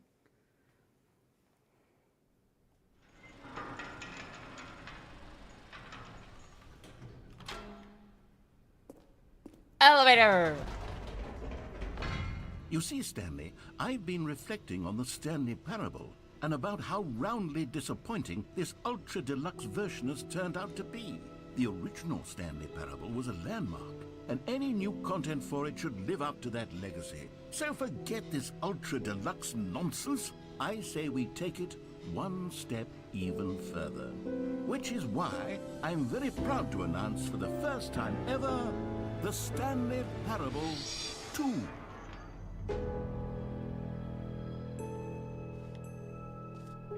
Huh. Yes, you see, isn't this far superior to a measly re-release with a few minor additions? Think of all the new territory we'll cover with a fully fledged sequel. An entirely new experience, built from the ground up.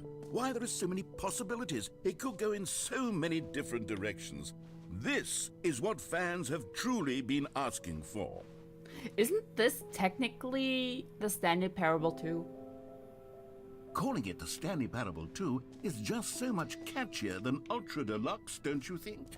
Ultra Deluxe? What does it even mean? But the Stanley Parable 2, now that's an artistic statement right there. It's future-oriented. It screams progress and innovation and long-term franchising potential. There's the sequel Now, on the to be soda clear, machine. I What? haven't quite nailed down no, what I exactly can't. the Stanley Parable 2 is going to be, but let's take a Oh. look at some of the features Nuance. I've been developing for it.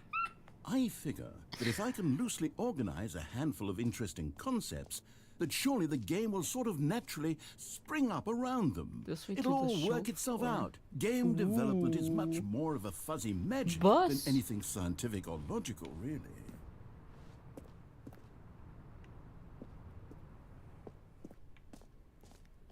Whoa. Here we are. Bucket! Go on, try out some of the new features. Wait. Is there more than one?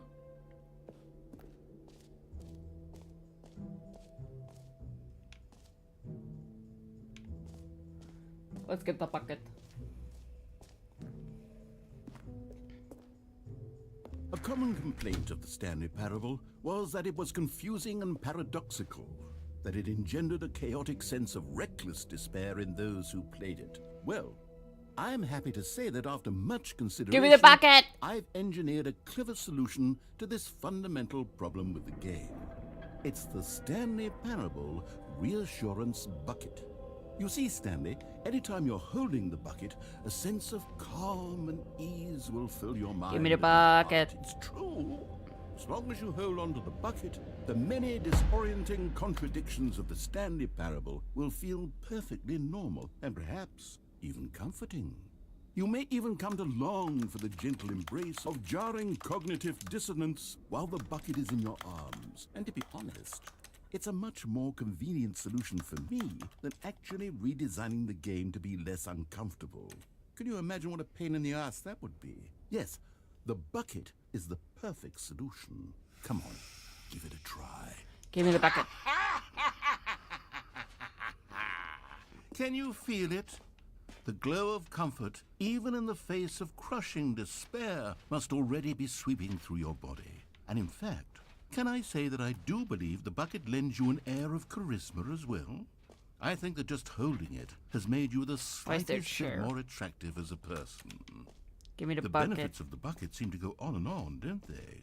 All this and more await you in the Stanley Parable 2. Now, let's see what else there is. Does anyone give out awards for most enjoyable bucket in a video game? No. That really should be an award if it isn't already.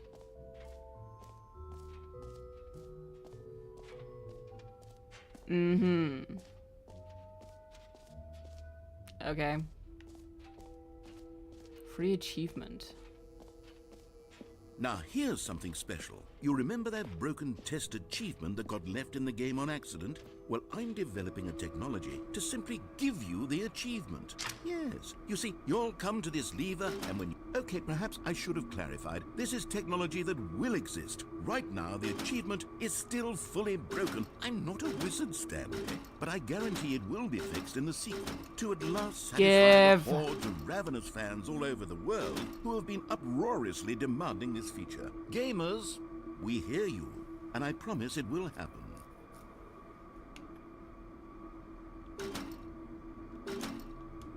Bruh.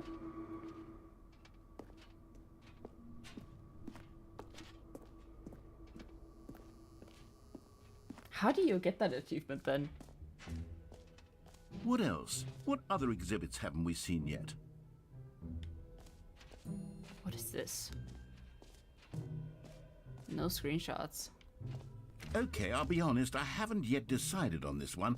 I think that in the new version, the office could use a bit of decoration, like balloons. But I'm undecided on Get Well Someday and Happy 12th Birthday. Which would you go with?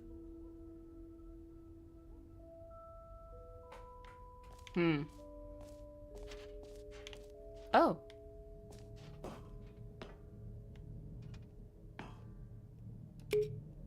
You know, Sometimes when you solicit another person's opinion, it makes you realize that you knew which one you actually really wanted all along.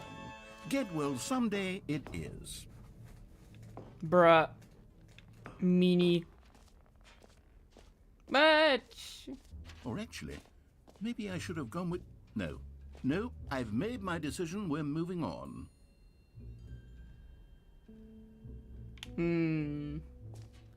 Let's look at the collectibles. I keep getting this YouTube ad for an anxiety cloak. I think the algo's trying to tell me something. Yes.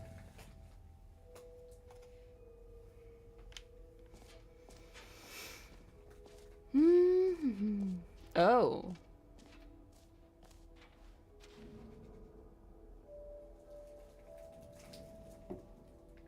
Nala?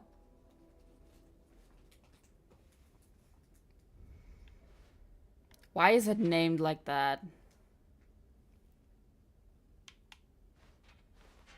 Anyway, collectibles.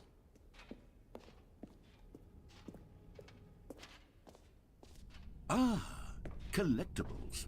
Now it's a real video game. In the Stanley Parable 2, you'll run around gathering up these miniature Stanley figurines. And what's truly innovative is that there will be no reward for collecting all of them. I don't want to stifle the intrinsic joy of watching a number go up. You simply collect all of them, and then you move the hell on with your unremarkable life. There's 6?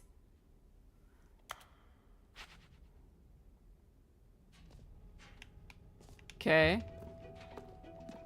God, No it really is the work. worst when you collect everything in a video game and then they give you a big fancy reward for it. Absolutely tragic. Is there something here? Exit.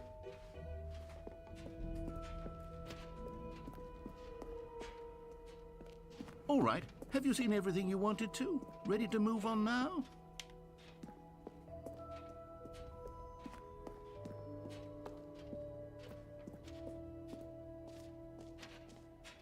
So, Stanley, what do you think? Do you like all of the new features? Yes, I know it's not exactly clear yet how exactly these features will come together as one single coherent video game, but I can feel it in my soul. It's going to work. There's definitely a good game in there somewhere. Say, let's do an experiment. I'll arrange these new features together, and we'll see whether or not it coheres into a meaningful gameplay experience. Okay, are you ready? Here it is. I give you the Stanley Parable 2. Oh, hell yeah. I mean, there's potential here, right? It's sort of... Okay, never mind. Hold on, let me do a different arrangement. Okay, yes, this is much better. I feel good about this. Here we go. Version 2. Who am I kidding, Stanley? This isn't a coherent video game at all. It's a lot of gags. And I do very much enjoy creating gags, but they don't add up to anything. Collectible! I wanted more than anything to create a sequel that would capture all the magic of the first game. I wanted fans to love it. No matter how good these gags are, they won't stand on their own. They would need the structure and the gameplay of the original. Wait, maybe that's it. I can take the original Stanley Parable and simply, well, insert a few of my new features into it. Tastefully, of course. With respect. With care for the vision and integrity of the original game. Would it possibly work? I suppose it could. But it would need a really, really tremendous title screen. A title screen that says with bold and uncompromising conviction, "This is the Stanley Parable 2. Let me see if I can whip something up. All right, perfect. Go ahead. Take a look. Oh god.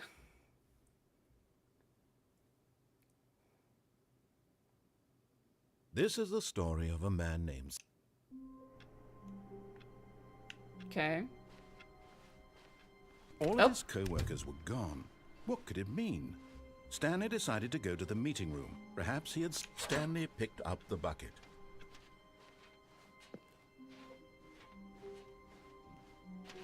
Stanley clutched the bucket tightly to his chest and entered the door on his left. This was not the correct way to the meeting room, but Stanley had felt the bucket calling to him, telling him that the employee lounge was simply the place to be. And here it was. Had the bucket turned out to be correct? Was this better than the meeting room? Yes, Stanley thought to himself. Yes, perhaps it truly was. How insightful the bucket turned out to be. No, never mind. The bucket was wrong. Stanley took the door on his left to go back to the meeting room. No, Said the bucket. don't go to the meeting room. Go somewhere else. The cargo lift, yes. Go there. Go to the cargo lift. Good, Said the bucket. now ride the lift all the way to the top. There's something up there I need you to do. Stanley did not question why or how this bucket was speaking to him. It should have alarmed him, of course, because buckets can't talk. But Stanley chose not to think about this obvious fact. He was firmly convinced that the bucket had spoken to him, and he unthinkingly did whatever the bucket asked. No.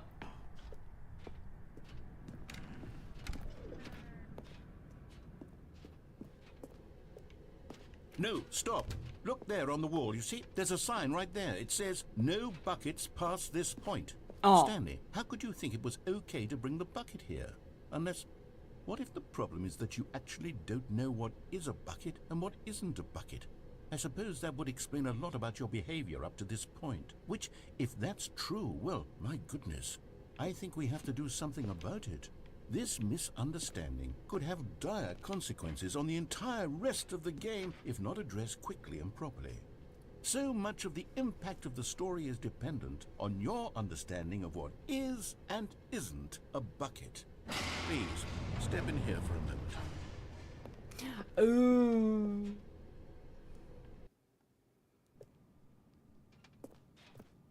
Now then, I'm going to run you through some test scenarios, and you'll tell me whether or not the thing I'm showing you is a bucket. Simple enough, right? This should tell us everything we'll ever need to know about what is or is not a bucket. Okay, let's begin. Item 1. Is this a bucket? Yes. Incorrect. It is a hologram of a bucket, not an actual bucket. Bitch.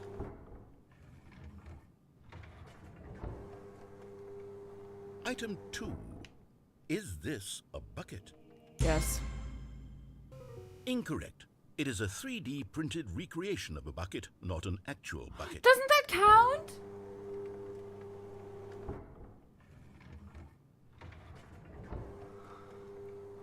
Item 3. Is this a bucket? Yes. Correct. Finally. This is a bucket.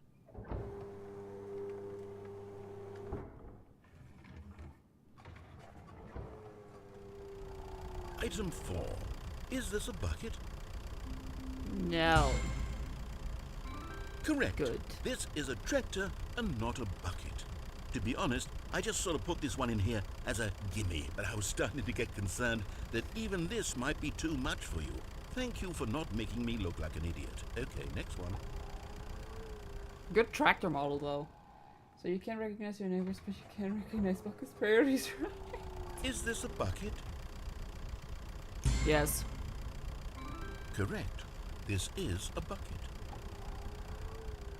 I knew that one. Item 6. Is this a bucket? No. Trick question. Both. Gotcha. How?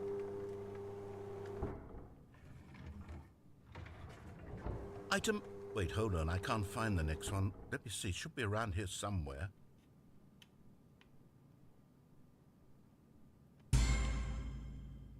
Okay, you and I both know there isn't anything here. And I don't appreciate the implication that nothing is a bucket when we both clearly know that a bucket is something. And therefore nothing could possibly be something. Unless, in your twisted mind, have you somehow convinced yourself that a bucket is nothing? Answer me straight, Stanley. Do you believe that nothing is a bucket?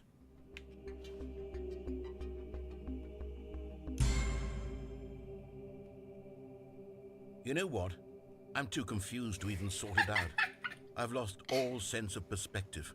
What is a bucket? What isn't a bucket? Mere moments ago I could answer these questions with confidence. And yet now I'm somewhat adrift.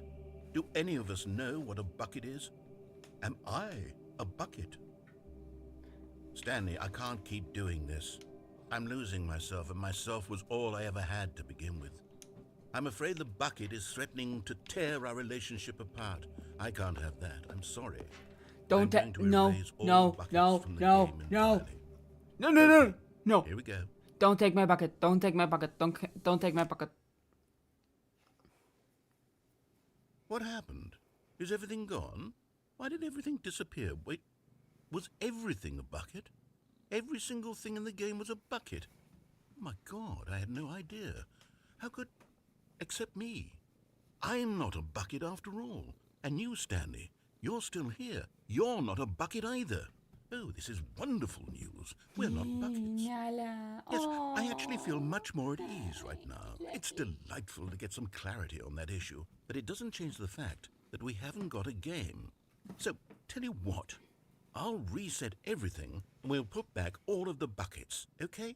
And we'll know that it's all a bucket. But if you run into anyone else, maybe don't mention that. Who knows what that information might do to a person? All right, here we go. Aw, cuddle bug. Aw, cat. Catito. Ay. May nasisi. How wonderful. Where's the Stanley bucket? was alone. Finally. This is great, he thought to himself. This is what I've wanted. Stanley lifted the bucket into his arms, and a wave of comfort rushed over him. Stanley clutched the bucket tightly to his chest and entered the door on his left. This was not the correct way to the meeting room, but Stanley had felt the bucket calling to him, telling him that the employee lounge was simply the place to be. And here it was. Had the bucket turned out to be correct? No, never mind. The bucket was wrong. Do you prefer a Stanley bucket to took a the good door on his song? left to go back to the meeting room. Nah.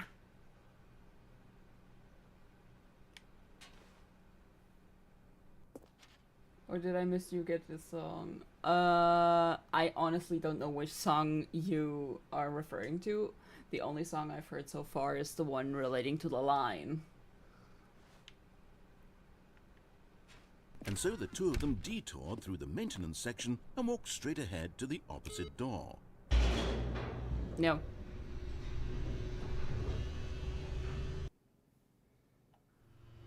Oh, good Stanley. I'm glad you found your way here. I knew you'd find this place eventually. You see, your friends and I are concerned for you, Stanley. We've come together here because we care about you very much. It's this bucket you're carrying around everywhere. The bucket isn't even from the all about original something that Stanley won't be a Parable. spoiler. It's just Ah, sequel okay. content. We're the ones that matter, Stanley. Classic characters from the first game, like the Adventure Line and the Broom Closet. Because that's what fans want from a sequel. They want more of their favorite jokes, not this bucket that they've never seen before. Yes, I know I'm the one who gave you the bucket, but you're spending too much time with it. Don't you want another story involving the Adventure Line? No. We could make the Adventure Line go somewhere new. Yes, yes, that's what the fans want. Let's do... Whee! Look at that wacky line. Who knows where it'll go off to next? Oh, and it played some silly music as well.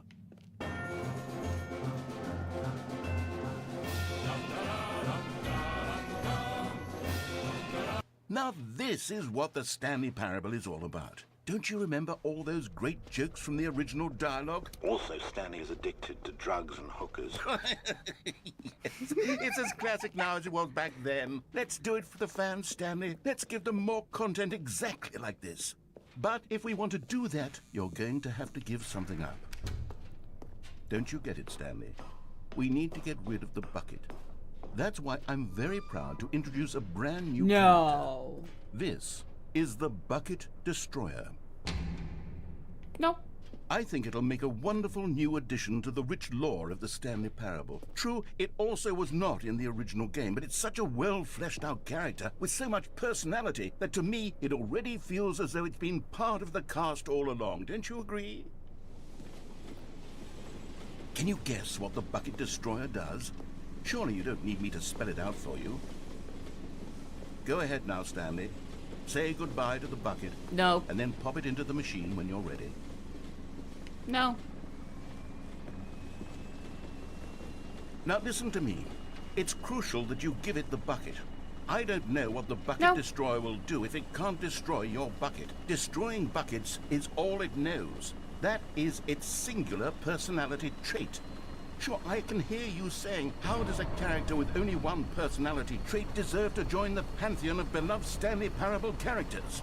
Well, you see, if you were to really explore the Bucket Destroyer, you would see that its desire to crush buckets is so densely loaded with complexity and nuance that it's really like 10 personality traits. What other object in this game can you even say that about? The broom closet? Certainly not. I wonder what sort of Bucket Destroyer merchandise the fans will be clamoring for after this. Okay, the Bucket Destroyer is getting very upset now. You'll have to hurry and feed it. We can't No. get back to the classic Stanley Parable characters like the Adventure Line or the Bucket Destroyer until you crush that damn bucket. Quickly now, the fans No. are waiting. Do it, the fans, Stanley. Give the fans what they want. Hurry and...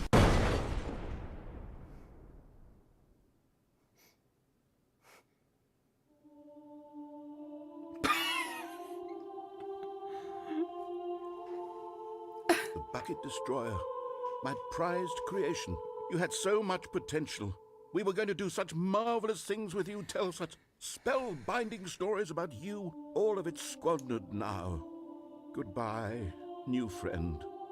For the moment in time that you were here, you were magnificent. Simp.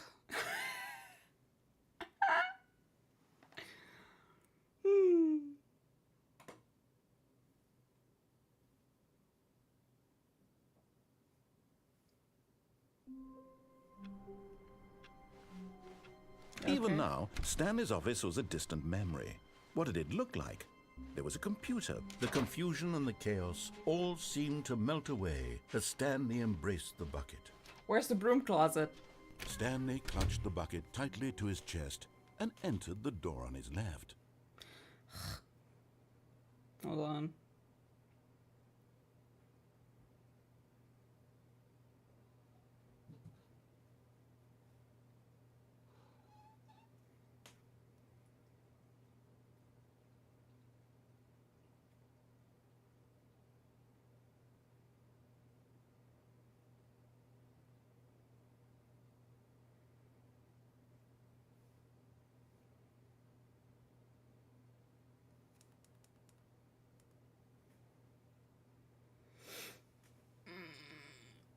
I need to rest my hands.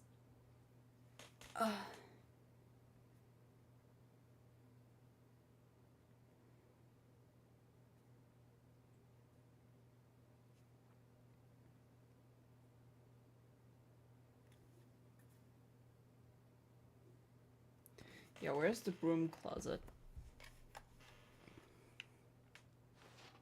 Is it on the left side? I forgot.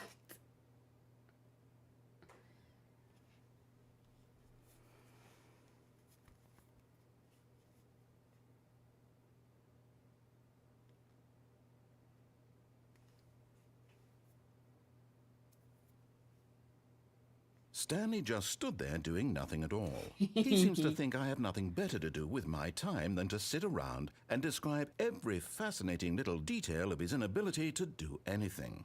This is why Stanley and I are on such good terms.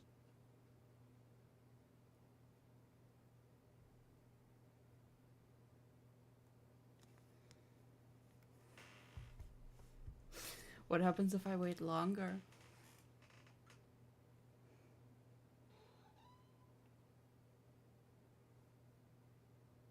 Nah.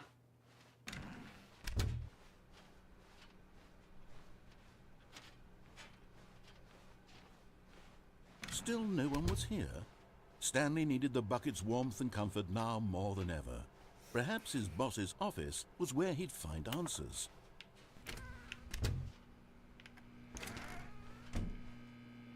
Oh, Stanley, can you feel it? The broom closet. It wants the bucket. You can feel that, can't you? The aura of jealousy? It's as clear as day. This broom closet believes it deserves the bucket. I can really feel it now. It's a bucket. It belongs in a broom closet. That's what the broom closet is trying to say here. It's supposed to go with the other cleaning supplies. Good for you, Stanley. Don't give in.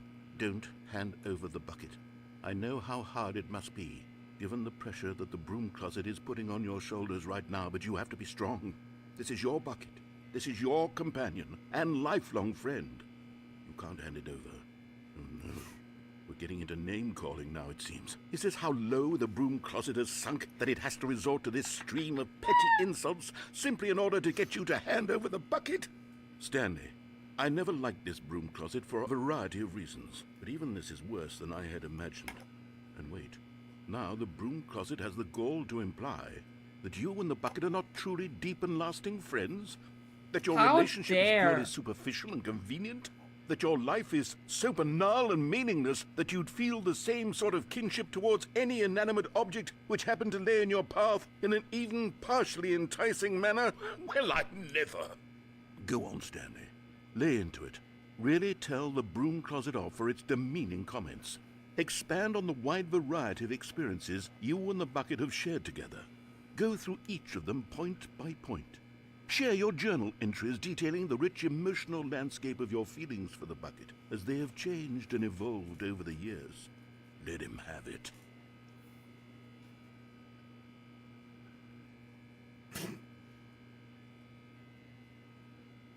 Okay, I've got you something which I think will help settle this debate once and for all.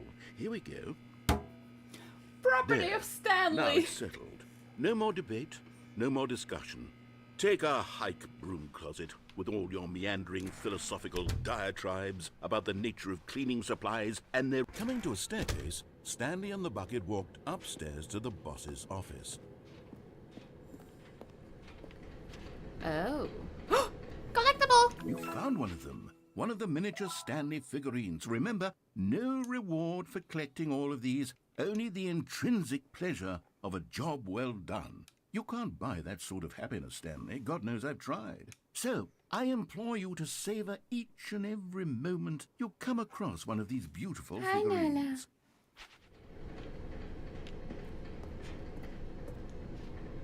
But Stanley just couldn't do it. He considered the possibility of facing his boss, admitting he had left his post during work hours. He might be fired for that. And in such a competitive economy, why Oh my had God, he is this taken a that loop? risk? All because he believed everyone had vanished? His boss would think he was crazy. And then something occurred to Stanley. Maybe, he thought to himself, maybe I am crazy. He looked down at the bucket in his arms. Am I crazy? He asked the bucket. The bucket returned his gaze, but said nothing at all. And that's strange, Stanley It is a thought. loop. Usually the bucket is a source of guidance and wisdom for me in difficult times such as these. He held the bucket close, yet felt none of its familiar reassurance and comfort. And that's when Stanley realized, this isn't my bucket. It's just a normal, everyday bucket. Someone else's bucket, perhaps. How did I end up with someone else's bucket? This is all terribly wrong. Surely no good would come from this. Who knows what sorts of bizarre hallucinations Stanley might experience without the psychologically grounding presence of his bucket. And indeed, now he noticed that the rooms were repeating, which was, of course, very odd. And now he felt himself floating off the ground. Oh, gracious, he exclaimed. Oh. Without my bucket, I've gone truly mad. Where is it? I must find it. Far off in the distance now, he heard it, calling to him. Stanley! Stanley, it's me, the bucket. Could it truly be? He rushed Oh. forward from room to room, passing by one bucket after the next. None of them were his. None of them were his special bucket. Come to me, Stanley. Find me. He had to find the bucket. He had to return to his Bucket, old friend. I'm It coming was the to your only way to rescue. truly restore his sanity. And then suddenly, he froze dead in his tracks. He knew where the voice of the bucket had been coming from. The real bucket was inside of him all along. was incredibly painful. Stanley doubled over in agony and blacked out. What? This is the story of a woman named Mariella. Mariella woke up on a day like any other. She arose, got dressed, picked up her bucket of comfort and security, and walked to her place of work. But on this particular day, her walk was interrupted by the body of a man who had stumbled through town, talking and screaming to himself, and then collapsed dead on the sidewalk. Right away, she knew what the problem was. This man had no bucket. Of course he'd gone mad, ranting and raving about a narrator describing all of his actions and how everything is predetermined and free will is an illusion and it's all just a video game. It could all have been prevented if only he'd taken his bucket with him. Perhaps he didn't even realize he'd forgotten his bucket at home in the first place. How cruel the world can be, Mariella thought, and she hugged her own bucket even tighter. But of course, she had no time for this. There were a myriad of confusing problems she would soon have to confront at work, for which her bucket would provide absolute guidance and total clarity on everything. Heck yes, she thought to herself, my life kicks ass. And she backflipped all the way to work. And everyone clapped. Honestly, let's not take the bucket this time. All of his co-workers I want to were see something. gone. What could it mean? Stanley decided to go to the meeting room. Perhaps he had simply missed a memo. I want to see if the broom closet When thing. Stanley came to a set of 2 open doors, he entered the door on his left. I want to see if the broom closet is still a thing. How can we find them? Interesting question. Oh no, no, not again. I won't be part of this. I'm not going to encourage you. I'm not going to say anything at all. I'm just going to I be messed patient it and wait for you up! to finish whatever it is you enjoy doing so much in this room. Please take your time. I messed it up! No! I messed it up. Next time I'm going back. Once I finish this, I'm going back. Coming to a staircase, Stanley walked upstairs to his boss's office.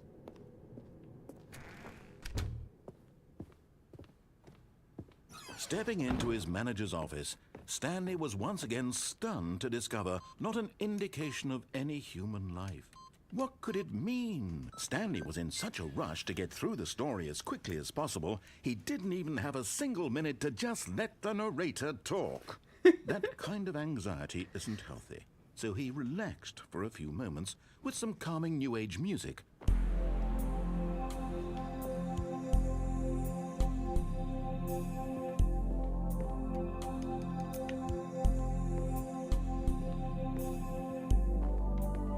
Feeling soothed and rejuvenated, Stanley calmly walked forward into the opened passageway.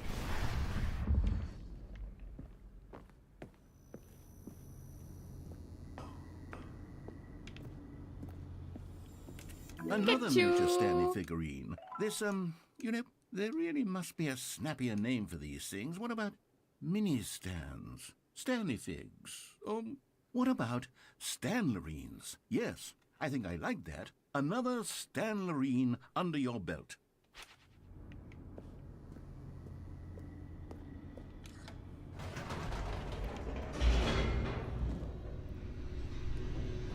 After I finish this, I'm going back into the broom closet.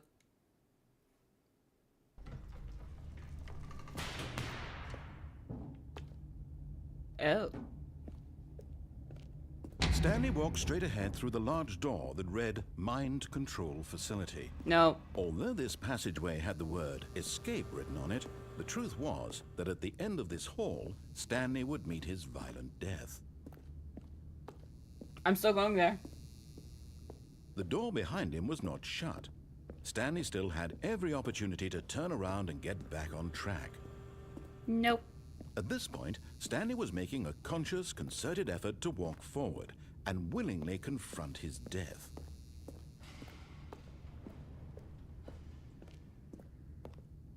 Geronimo!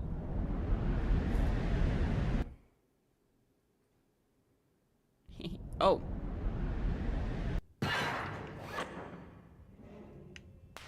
Hello? As the machine whirred into motion and Stanley was inched closer and closer to his demise, he reflected that his life had been of no consequence whatsoever. Stanley can't see the bigger picture. He doesn't know the real story, trapped forever in his narrow vision of what this world is. Perhaps his death was of no great loss, like plucking the eyeballs from a blind man. And so he resigned and willingly accepted this violent end to his brief and shallow life. Farewell, Stanley. Get me out. Farewell, Stanley, cried the narrator, as Stanley was led helplessly into the enormous metal jaws. In a single visceral instant, Stanley was obliterated as the machine crushed every bone in his body, killing him instantly.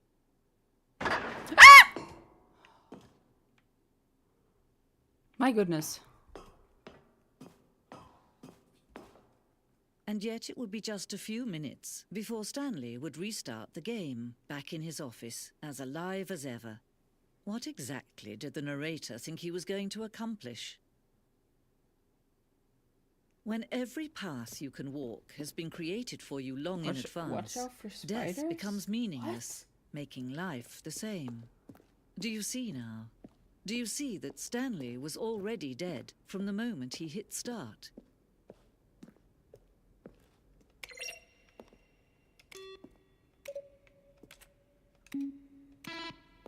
I like this one. This one's just funny.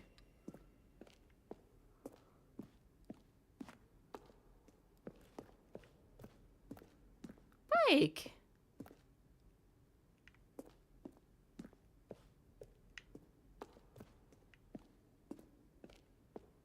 What? Narrator emails. After the second trailer we sent out, we asked people to email the narrator for questions. While we had initially planned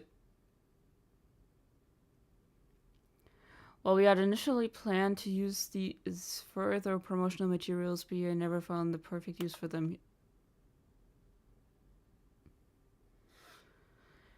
Here are a selection of those emails.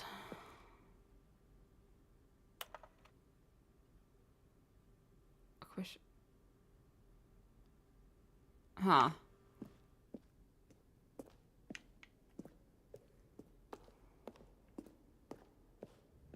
That's my room.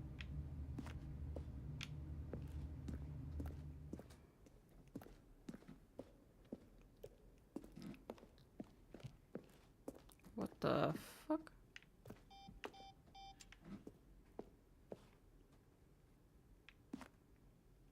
Countdown desk?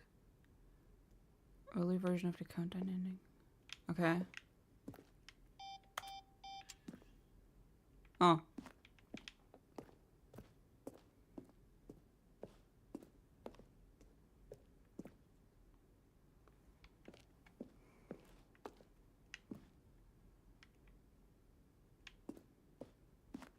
So what do you mean, watch out for spiders?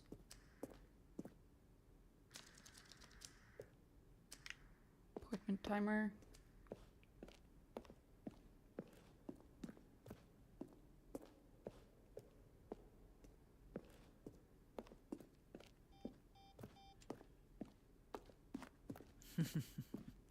Oh, look at these two. How they wish to destroy one another. How they wish to control one another. How they both wish to be free. Can you see? Can you see how much they need one another? No, perhaps not. Sometimes these things cannot be seen. But listen to me. You can still save those two. You can stop the program before they both fail. Push escape and press quit. There's no other way to beat this game. As long as you move forward, you'll be walking someone else's path. Stop now and it'll be your only true choice. Whatever you do, choose it. Don't let time choose for you. Goodbye. Don't let I swear I'm not suicidal.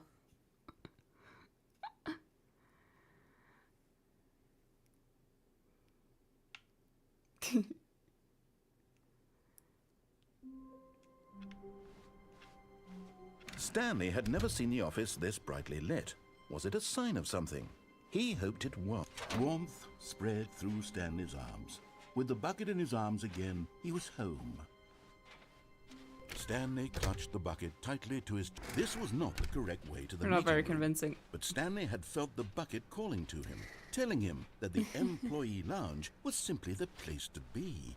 And here it was. Had the bucket turned out to be correct? No, never mind. The bucket was wrong. Stanley took the door on his left to go back to the meeting room. And so the two of them detoured through the maintenance section and walked straight ahead to the opposite door.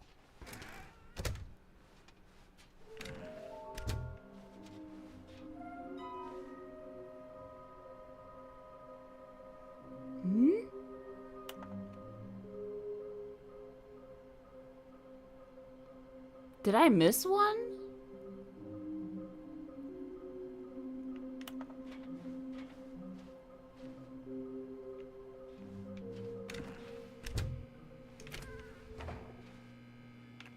Nothing new. All right, I've got a second sticker back here, and I'm going to slap it on as well because I think it's appropriate. You see, I feel that it works because the sticker is also... Coming to a staircase, Stanley and the bucket walked upstairs to the boss's office.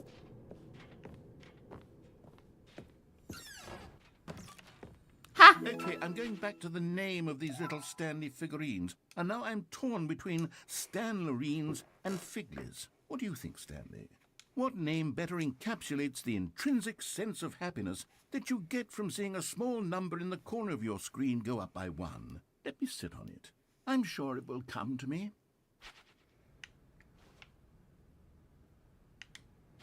Wait, what? I get the feeling money's for stealing, but not yours, of course. Bruh.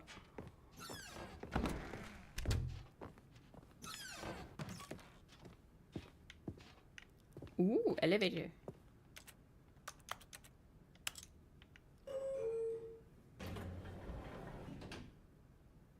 Oh no, so I will never know why the sticker works.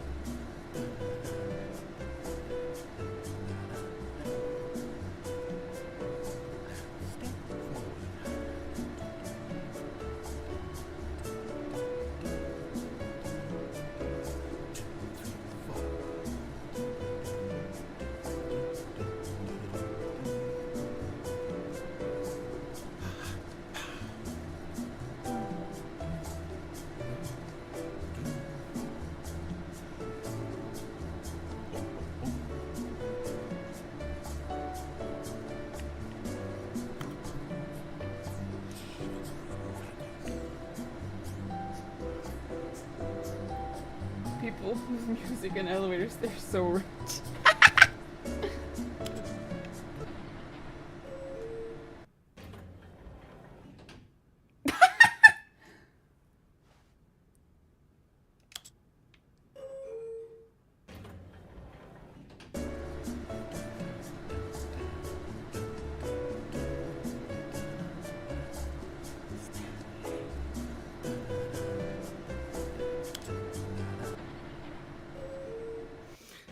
Okay, that's just fun.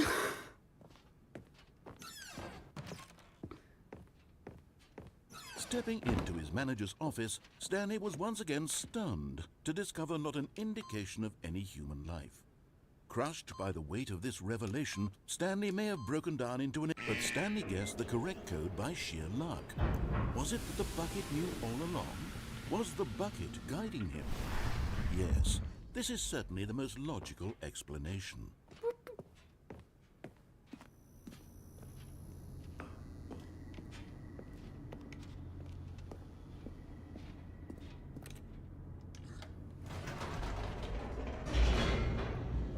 actually don't have elevator music here. I think that's just an American thing. The Mostly. elevator raced downward, plummeting towards an unknown fate. It would be all Stanley could do to keep himself together, if not for the bucket. Soothing him, comforting him, reassuring that in this darkest moment of uncertainty, he would be all right. The bucket is here for you, Stanley. Everything will be fine.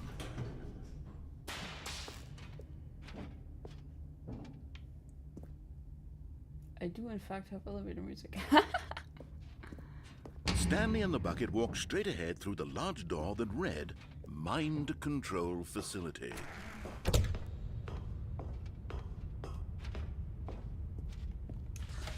The lights rose on an enormous room packed with television screens.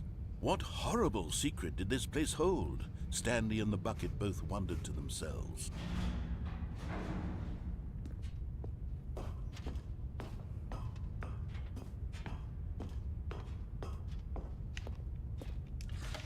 The monitors jumped to life, and Stanley nearly dropped the bucket in shock. Everyone in the office was being videotaped, monitored like guinea pigs. The bucket had never seen anything like this, and it very nearly burst into tears as Stanley cradled it gently, reassuring it that everything would be fine. You're strangely obsessed with the bucket. Was the bucket under the mind control facility's influence as well? Had the bucket been told to do things it didn't wish to do? What kinds of things does a bucket want to do or not want to do in the first place? These questions raced furiously in Stanley's feeble mind. Still not getting the song? No! He screamed into the bucket. He couldn't accept it. His own life in someone else's control, never! He I squeezed honestly the don't know bucket which tighter. song you mean. His one friend in the Are entire you gaslighting world. me? At this point, he could trust no one except for the bucket.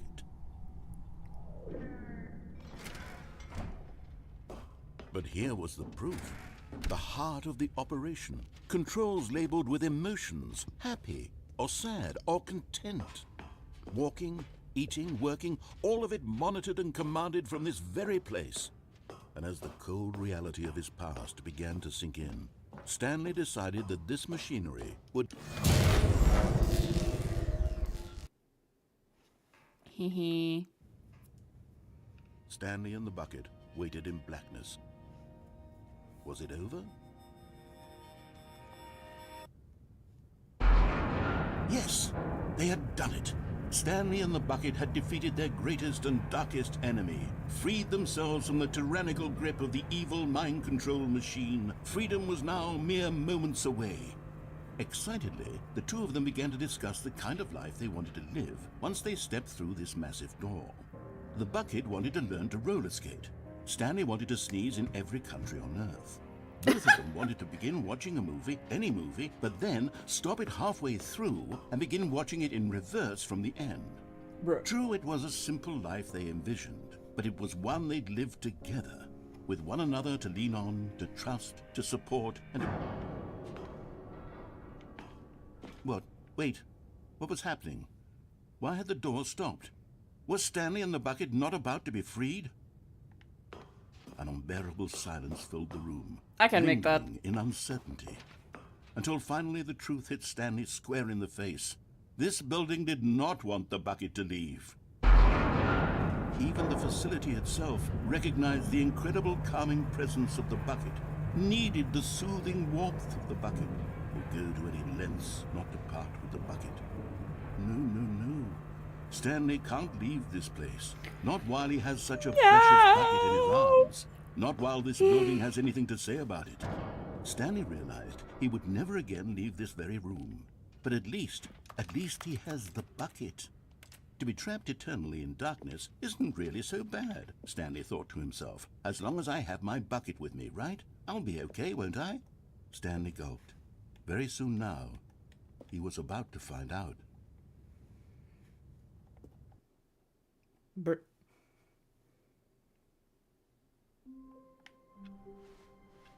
All of his co-workers were gone. What could it mean? Stanley decided to go to the meeting room. Perhaps he had simply missed a memo. Stanley picked up the bucket and smiled. He'd never be alone again, not truly alone, not with the bucket around. Stanley clutched the bucket tightly to his chest and entered the door on his own. This was not the correct way to the meeting room, but Stanley had felt the bucket calling to him, telling him that the employee lounge was simply the place to be. And here it was. Had the bucket turned out to be correct? No, never mind. The bucket was wrong. Stanley took the door on his left to go back to the meeting room. No, said the bucket. Don't go to the meeting room. Go somewhere else. The cargo lift, yes. Go there. Go to the cargo lift. Good, said the bucket. Now ride the lift all the way to the top. There's something up there I need you to do. Stanley did not question why or how this bucket was speaking to him. It should have alarmed him, of course, because buckets can't talk. But Stanley chose not to think about this obvious fact. He was firmly convinced that the bucket had spoken to him, and he unthinkingly did whatever the bucket asked. Maybe the bucket is the boss. In here, said the bucket. Go into this dark room over here. Stanley once again obeyed blindly.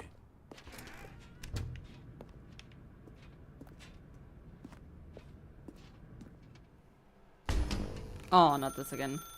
Now pick up the phone, said the bucket. Pick up the phone, and it will take us back home. Whoa, hold on. Why did you unplug the phone? Were you trying to resist the bucket's orders? Stanley, I was joking. Obviously, the bucket isn't talking to you and telling you to do things. Buckets can't talk. It was a joke. Don't you get the joke? It's funny, Stanley. A talking bucket. Can't you see? Oh, goodness. I must have really bungled up the delivery if you actually took me seriously. Where did I mess up the joke? Should I have paused for longer or spoken quicker? Comedic timing is so difficult. I wish I were better at it. But there isn't exactly an instructional video on comedy that one can watch to fully... Oh, wait, yes, there is. It's sitting right here. Let's take a look. What is comedic timing? What is comedic timing? How does it work? How long should it last?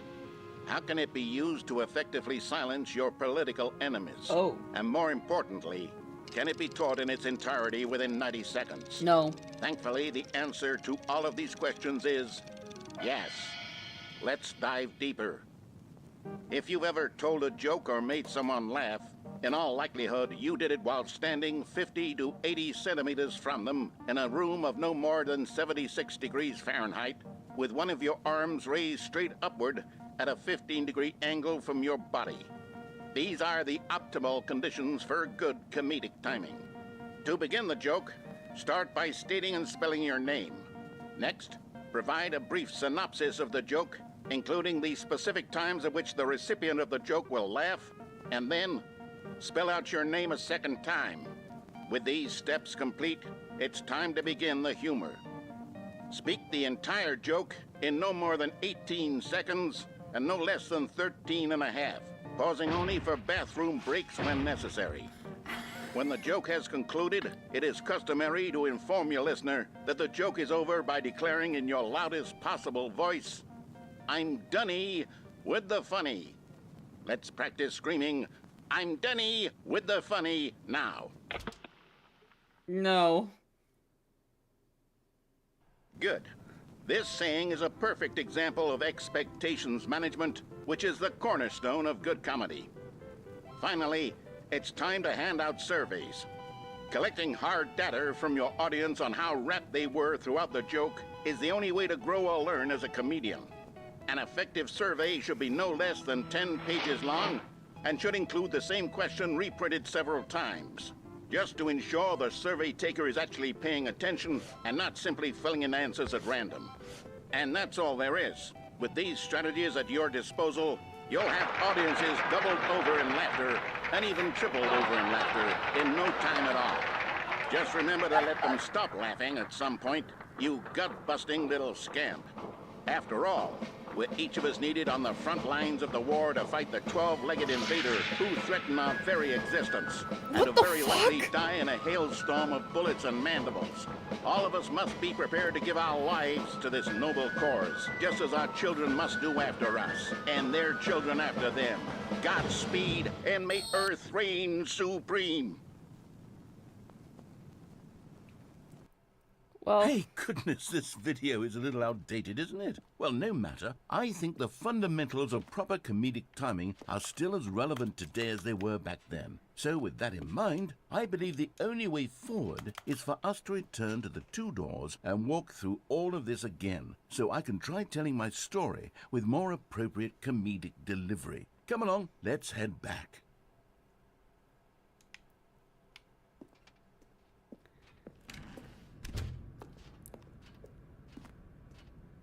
I could just kill myself. Missed.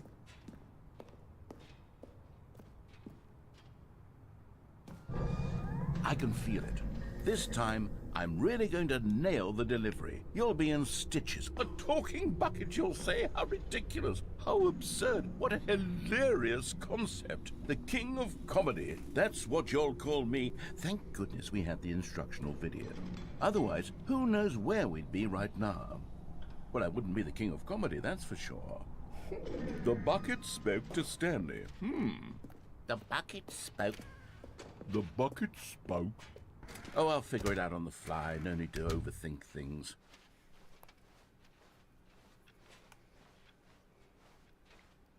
Wait, the bucket sticker is gone. When did that happen?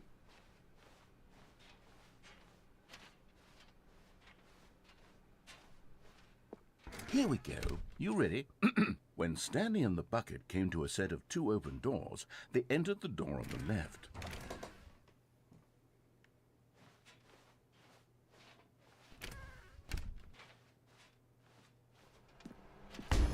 What? We're back at the phone already? No. What's going on? There were supposed to be several rooms leading up to this.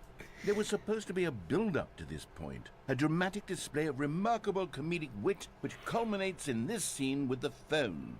But now the timing's completely off. The joke will never land. Well, not the way it was meant to. And it's all my fault. I must have forgotten that the phone room comes immediately after the two doors room. What an egregious mistake. I've made a fool of myself.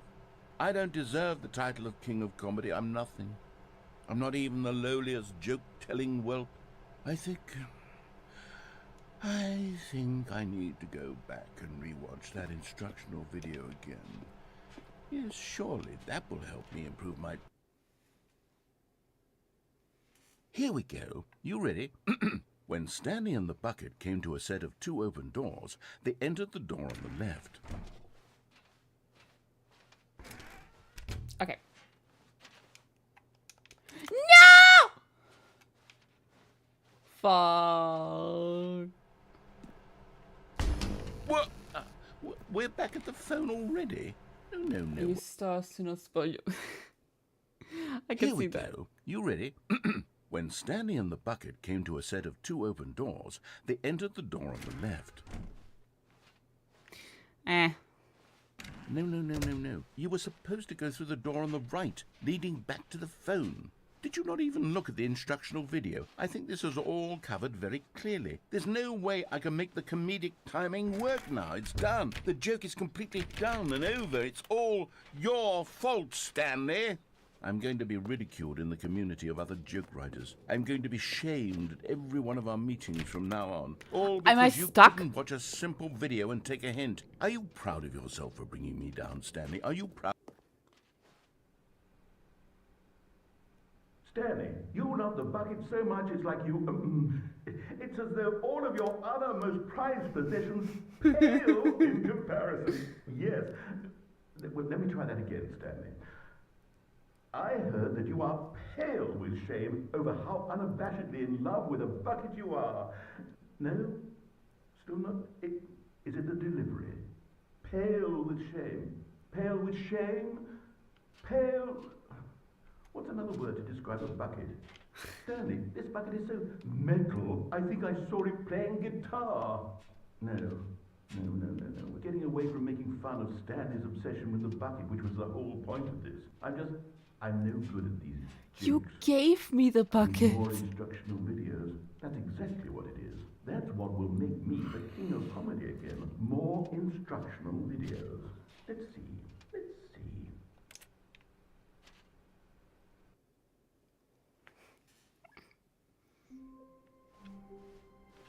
All of his co-workers were gone. What could it mean? Stanley decided to go to the meeting room. The good old bucket. Just Stanley and the bucket. Off on another thrilling adventure together. Stanley clutched the bucket tightly to his chest and entered the door on his left. This was not the correct way to the meeting room, but Stanley had felt the bucket calling to him, telling him that the employee lounge was simply the place to be. And here it was. Had the bucket turned out to be correct? Well, no, never mind. The bucket was wrong. Stanley took the door on his left to go back, and so the two of them detoured through the maintenance section and walked straight ahead to the opposite door.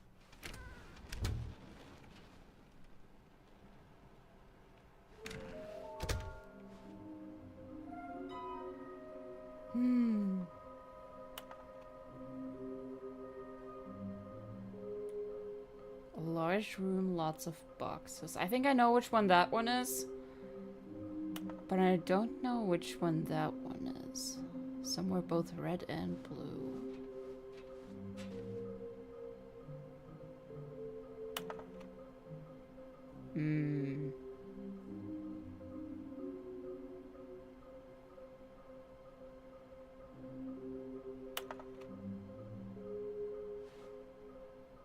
Interesting.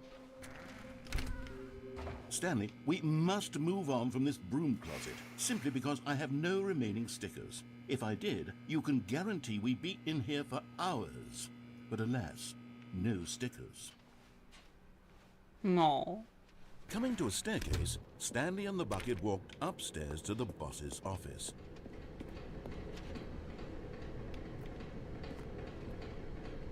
No.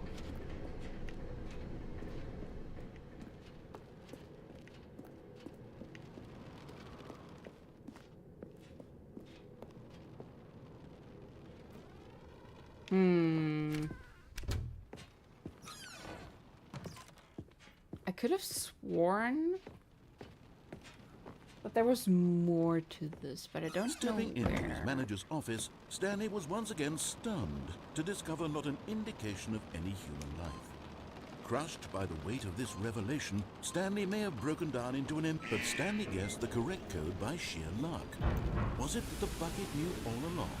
Was the bucket guiding him? Yes, this is certainly the most logical explanation. What if I turn the thing on instead of off?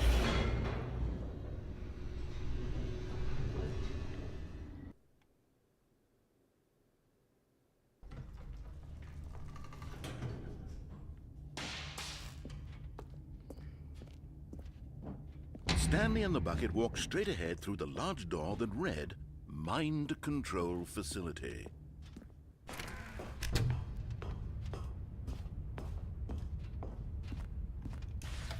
The lights rose on an enormous room packed with television screens. What horrible secret did this place hold? Stanley and the bucket both wondered to themselves.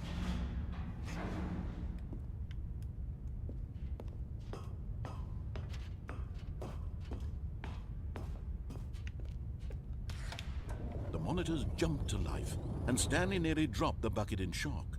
Everyone in the office was being videotaped, monitored like guinea pigs.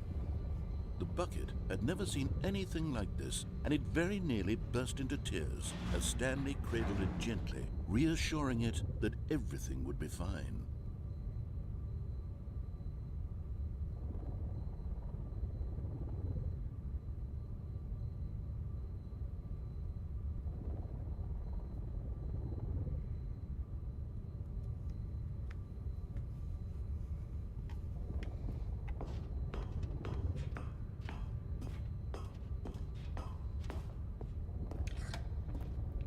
Was the bucket under the mind control facility's influence as well? Had the bucket been told to do things it didn't wish to do? What kinds of things does a bucket want to do or not want to do in the first place? These questions raced furiously in Stanley's feeble mind.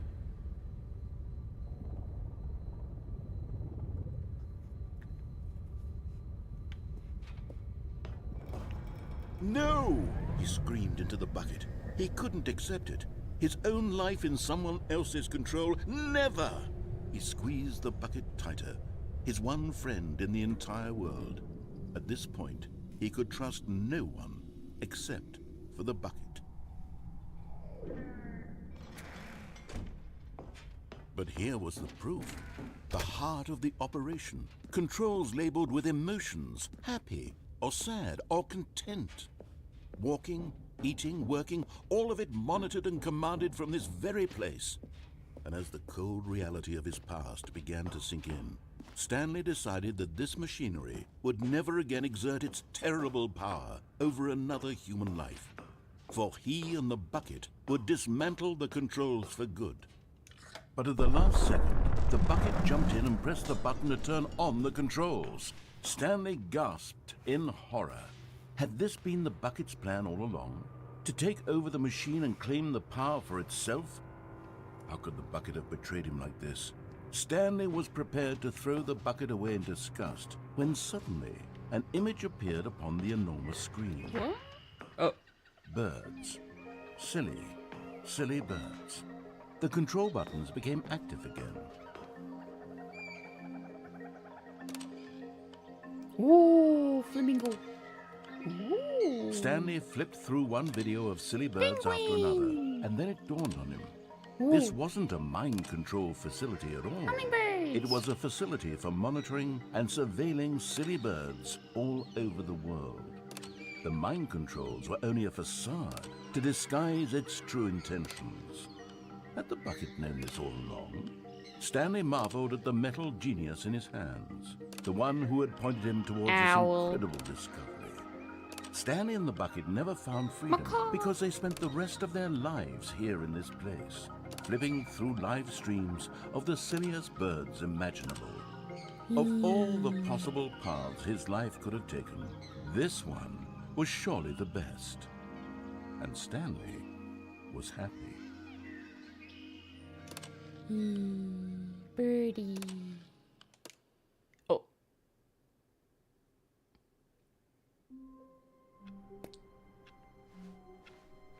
All of his co-workers were gone. What could it mean? Stanley decided to go to the meeting room. Perhaps he had simply missed a memo.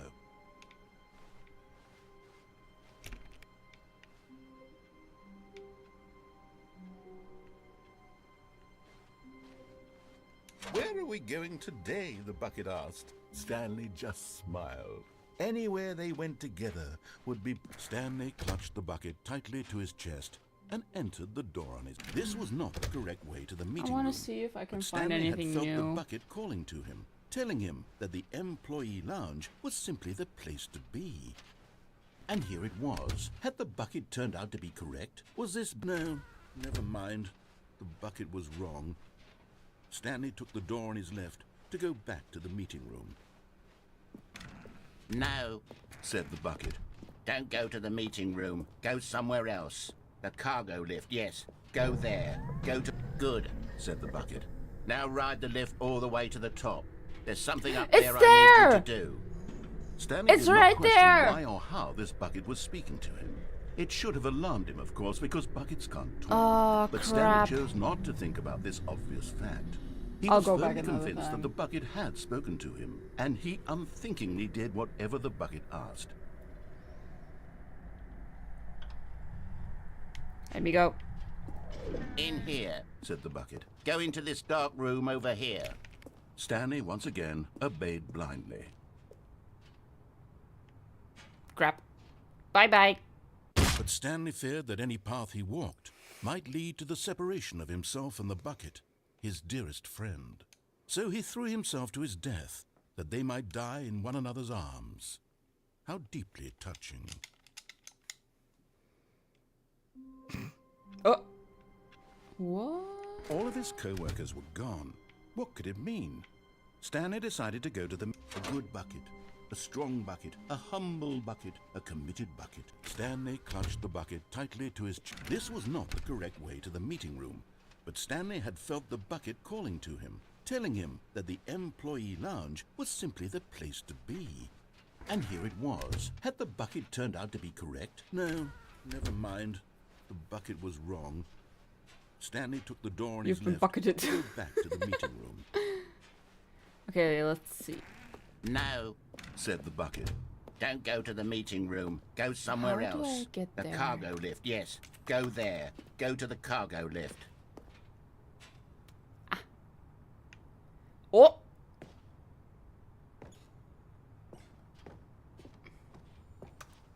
You're getting close now, Stanley. You've nearly gotten all of the Figler Anlarines. Very soon, you'll collect the last one, and then the first number will equal the second number, and that will be it.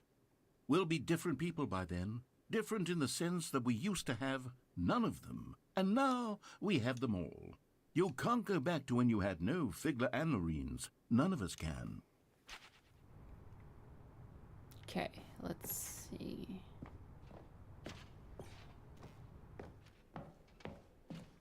Oh! Where am I? No. Okay. Just wanted to check. That's a lot of cassette tapes. That's a heck of a lot of cassette tapes. Oh. Okay, this is day number 295. Tape number... I don't even know. I've lost track. Nothing feels real anymore. The longer I study this bucket, the less sense anything makes. The sheer euphoria I feel every time I pick it up. No matter how many times I've done it, it's always the same feeling. And the emptiness in my chest when I set it down. It doesn't make sense. There's no explanation for it. I still haven't figured out why I see the world so differently when this bucket is in my arms. Why That's just a you issue. everything feels so... What do I do with this treasure? I can monetize it. Yes. It's unthinkable the amounts of money people will pay for even just an hour with the bucket. This is my golden ticket. But I have to be careful, because as soon as this gets out, there's going to be a target on my back. Even now, I don't know who might be trying to get... What's that? Who's there? Is this new? Camporata.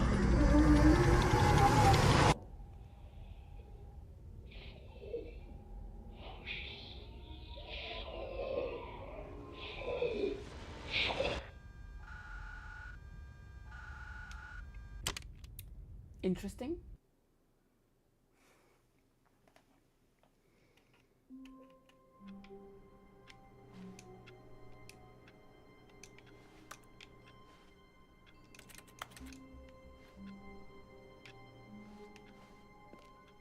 How long was I sitting there? Stanley wondered to himself. Minutes? Days? Centuries? Did something crucial... The embrace of an old friend. A weathered companionship that stands the test of time. Stanley clutched the bucket tightly to his chest and entered the door. This was not the correct way to the meeting room, but Stanley had felt the bucket calling to him, telling him that the employee lounge was simply the place to be. And here it was. Had the bucket turned out to be correct? No, never mind. The bucket was wrong. Stanley took the door on his left to go back to the meeting room. No, said the bucket. Don't go to the meeting room. Go somewhere else. The cargo lift, yes. Good, said the bucket. Now ride the lift all the way to the top. There's something up there I need you to do.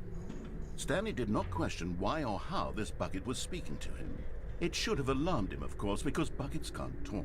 But Stanley chose not to think about this obvious fact. He was firmly convinced that the bucket had spoken to him, and he unthinkingly did whatever the bucket asked. Man.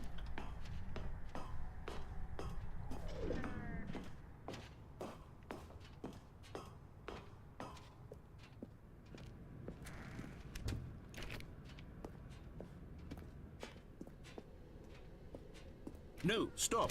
Look there on the wall. You see, there's a sign right there. It says, no buckets past this point. Come Stanley, on. how could you think it was okay to bring the bucket here? Unless, what if the problem is that you actually don't know what is a bucket and what isn't a bucket? I suppose that would explain a lot about your behavior up to this point. Which, if that's true, well, my good...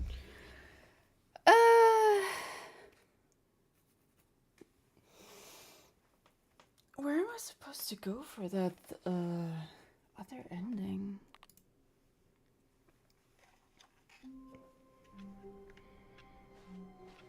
All of his co-workers were gone. What could it mean? Stanley decided to go to the meeting No. room. Perhaps he had simply missed a memo.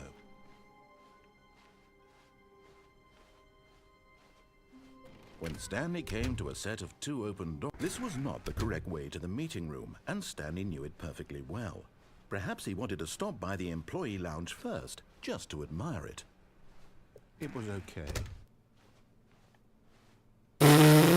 But eager to get back to business, Stanley took the first open door on his left. Is the escape thing still there? I don't want to risk it. No. Stanley was so bad at following directions, it's incredible he wasn't fired years ago. Look, Stanley, I think perhaps we've gotten off on the wrong foot here. I'm not your enemy, really, I'm not. I realize that investing your trust in someone else can be difficult, but the fact is that the story has been about nothing but you all this time. There's someone you've been neglecting, Stanley. Someone you forgot. What? Really?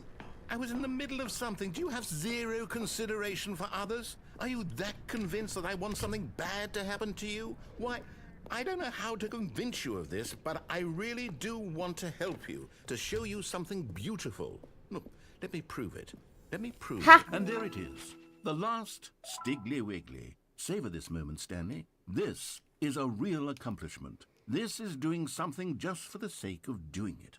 Where so many people expect to be rewarded for the most trivial achievements, you've insisted that a job well done is its own reward. I would tell you that I'm proud of you for collecting them all, but that would be like a reward, and we can't have that. So, instead I'll just say, it's done. We're all done here. And now we can go to whatever the hell you were doing before you hunted for figurines. What the heck? Now listen carefully, this is important. Stanley walked through the red door. No. Actually, what is in the red door? Oh, thank God you are willing to listen to me.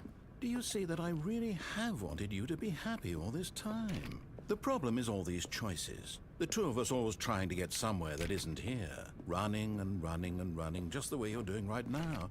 Don't you see that it's killing us, Stanley? I wanted to stop. We would both be so much happier if we just stopped. And I think I have a solution. Here, let me show you. Boom. What do we want? What are we looking for? Here. Yes. Oh, it's beautiful, isn't it? If we just stay right here, right in this moment with this... No, Wait, where are you going? Oh no, stay away from those stairs. If you hurt yourself, if you die, the game will reset. We'll lose all of this. Please, no, Stanley, let me stay here. Don't take this from me. Please, Stanley. No! Oh, thank God. You lived. No, what are you doing, Stanley? Please, I'm asking you not to take this away from me. I can't go back to what I was before. If you die, we'll both go back. Why are you doing this? I swear I'm not suicidal. Stanley, let's go back to the other room. Can you do that for me? My God, is this really how much you dislike my game? That you'll throw yourself from this platform over and over to be rid of it? You are literally willing to kill yourself to keep me from being happy. Am I reading the situation correctly? Goodbye. Or maybe you're just getting a kick out of it. I don't know anymore. I just wanted us to get along. But I guess that was too much to ask. It looks like you wanted to make a choice after all. Well, this one is yours.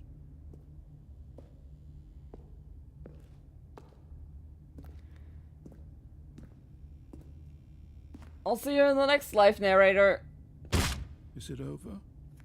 It's going to restart, isn't it? I'm going back.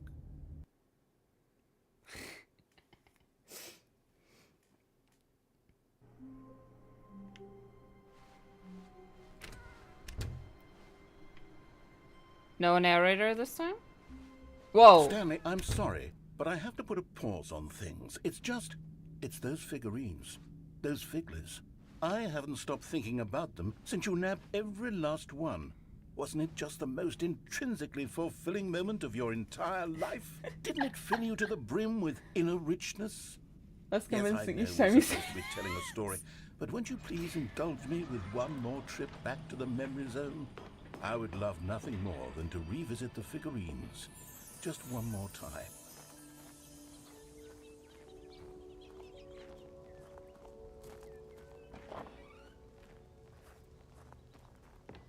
I am an incredible bump of pain.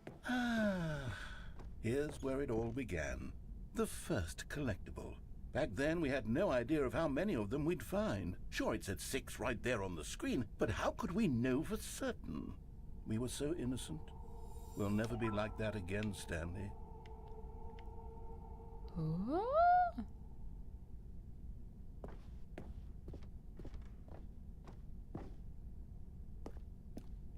And here was a second Stanley. I'll be honest, back then I had no faith in you to find any of them, let alone 6. But you continue to surprise me in all sorts of mundane, unremarkable ways. Okay, let's do a little quiz. Which of these rooms was the room you found your third mini Stan? Can you remember? In the bathroom. No. The boss's bathroom was the 4th place you found a Figanley, not the 3rd. Well, I guess perhaps I shouldn't be surprised. Memories like these are so precious and so cherished that they all just sort of blend together, don't they? You know what? If the boss's bathroom feels like the 3rd place you found a collectible, then who am I to go making judgments? Let's see, what came next? Oh yes, we found a Figley in this pink room. Oh well, I can't actually say I remember being in this room, but it's here in the memory zone, so it must have happened.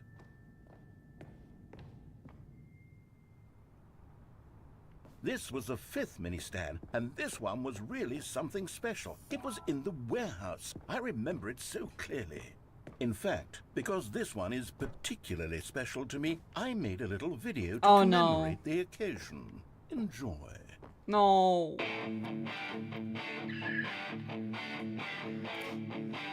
It's giving 2008 YouTube tutorial.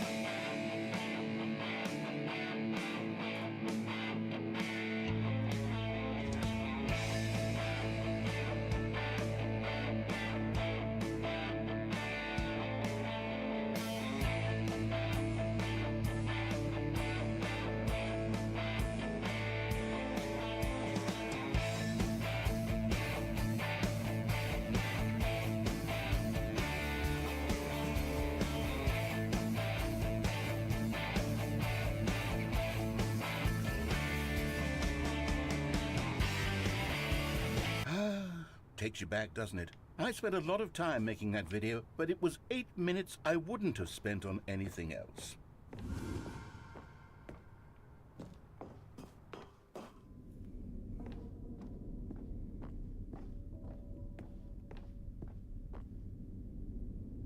And then, Stanley, then we came to the last collectible, the final figurine, right here by the red and blue doors. This memory is the most distinct and clear in my mind, perhaps because it was the one that happened more recently than all the others. Who can truly say how the mind works? All I know is that this is the moment where you picked up a Figley and I thought to myself, yes, that's all of them. They're all collected. It was a moment unlike any other. Except for the other moments picking up figurines, which it was exactly like. Oh, no choice. And then there was no more, because we've caught up to the present moment. Nothing left to do but move onward into the future. Goodbye, Memory Zone. Oh!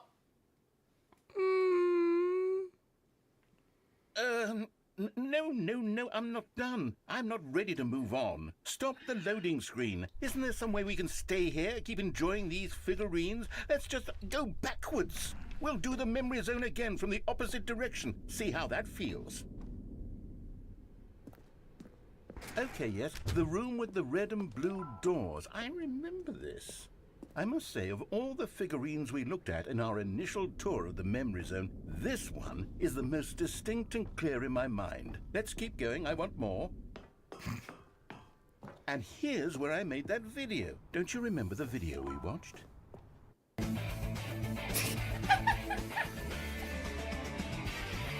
Yes, I love that video.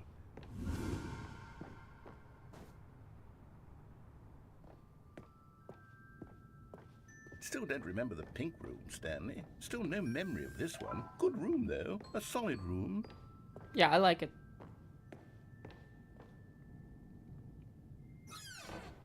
These really were a treat to hunt down. You know, if there had been any kind of reward for finding all of these, it really would have neutered the intrinsic joy of collecting them. I'm very glad we resisted the temptation.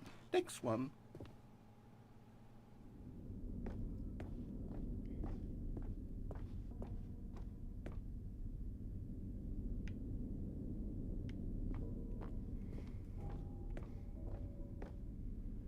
This was our second Figley. Don't you remember? Yes, I remember it too.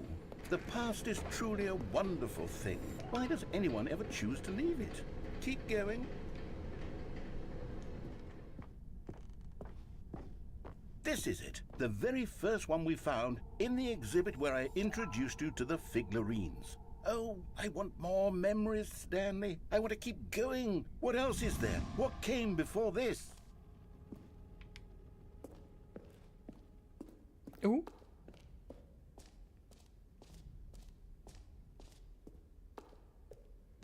Still no Look, jumps. it's the terrible new content that we were originally sold on. I remember hating it back then, but time does put a rosy filter on everything. In fact, I dare say I'm... Oh, yes! The two doors! Who could have forgotten that? A classic memory, this one.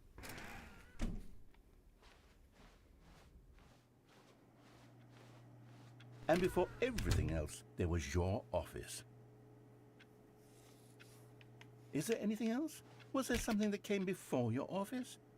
There's something I feel I can remember. I can remember. Yes, I'm remembering something now. I remember before this whole story got started. Back then I was different.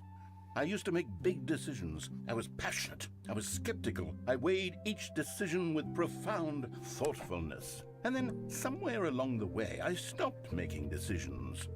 I became lazy. And I came up with a character named Stanley to do my thinking for me. He would make the decisions. He would decide which way to go.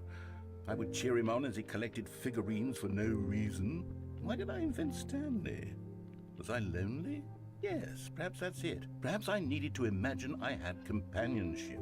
And Stanley really did make for a wonderful companion, even if he was a fiction. But I suppose it's grown old. I want to think for myself again. I want to go back to how it used to be. Yes, I can be on my own again. I can do it. I'll be stronger this time. I'll take care of myself. I don't need Stanley anymore. Oh, but he truly was so much fun to play with. You know what? Since we're in the memory zone, how about one more good memory? Let's go back just once and give Stanley one more run of the office, and then I'll retire him for good. I did enjoy telling his story so very much. Okay, here we go. This is the story of a man named Stanley.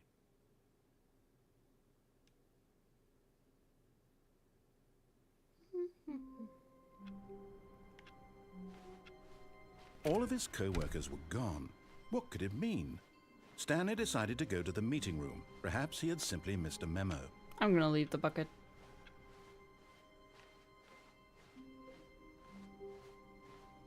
When Stanley came to a set of 2 open doors, this was not the correct way to the meeting room, and Stanley knew it perfectly well. Perhaps he wanted to stop by the employee lounge first, just to admire it. It was okay. But eager to get back to business, Stanley took the first open door on his left. And so he detoured through the maintenance section, walked straight ahead to the opposite door, and got back on track. What was down here again? I already forgot.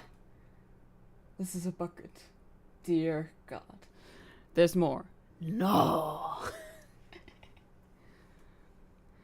What was down here? Huh.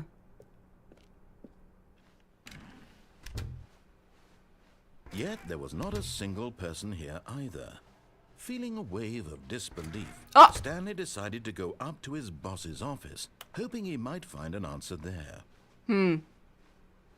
Coming to a staircase, Stanley walked upstairs to his boss's office. But Stanley just couldn't do it.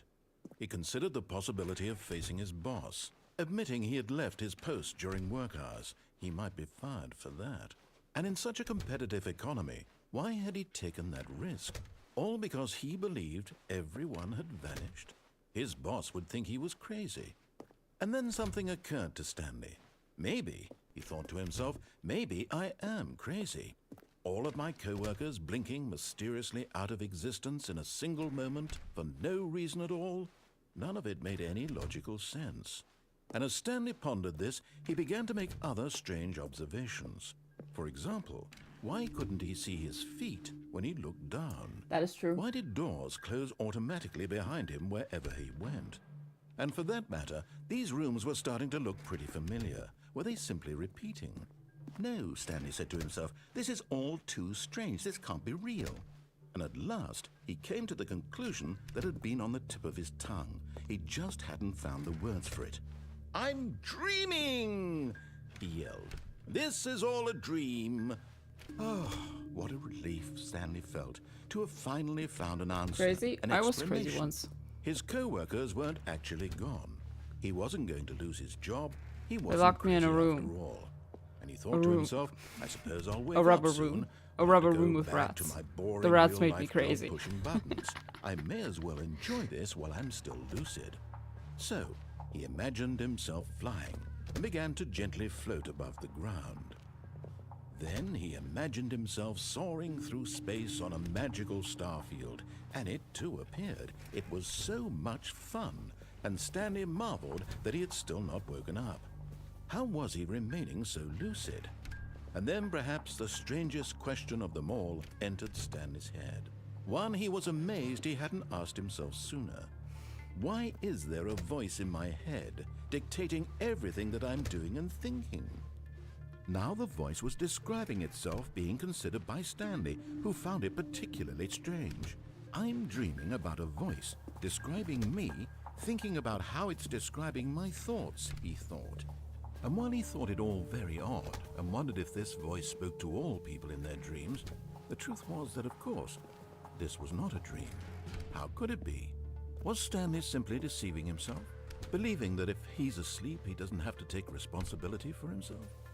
Stanley is as awake right now as he's ever been in his life.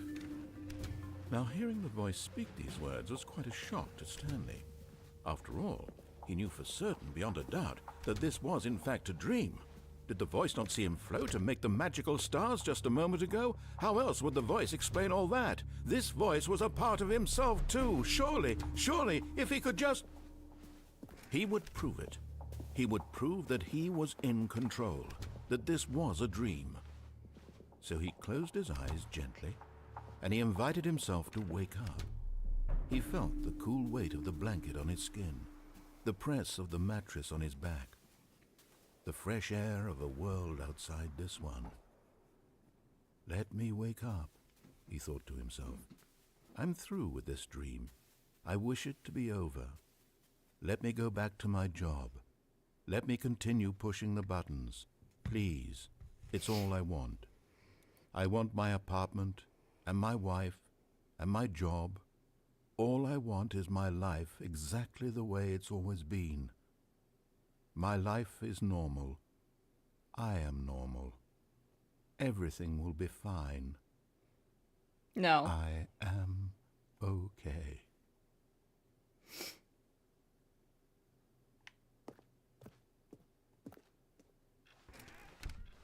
Stanley began screaming. Please, someone, wake me up. My name is Stanley. I have a boss. I have an office. I am real. Please, just someone tell me I am real. I must be real. I must be. Can anyone hear my voice? Who am I? Who am I? And everything went black.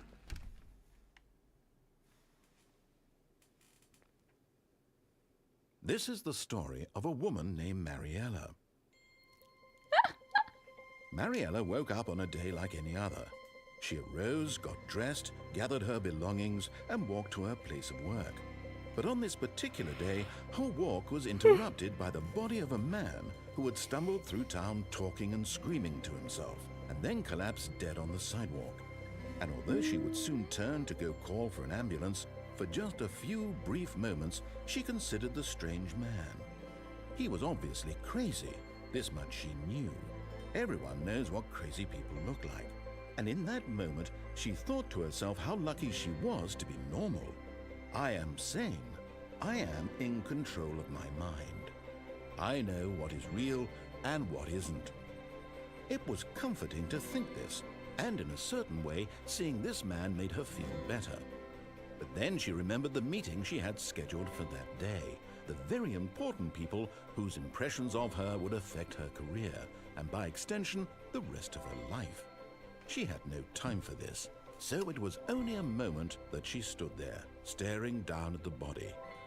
And then she turned and ran.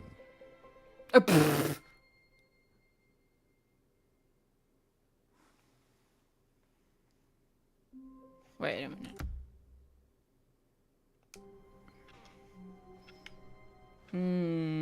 All of his co-workers were gone.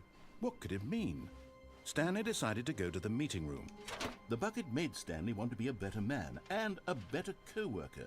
In time, perhaps, he would become both of those things. Stanley clutched the bucket tightly to his chest and entered the door on his left. Still no one was here. Stanley needed the bucket's warmth and Reboot the comfort game now more than ever. entirely. Perhaps his boss's office was where he'd find answers. What? Stanley, we must move on from this broom closet, simply because I have no remaining stickers. If I did, you can guarantee we'd be in here for hours. But alas, no stickers. No. Coming to a staircase, Stanley and the bucket walked upstairs to the boss's office. Okay, that's a no-go.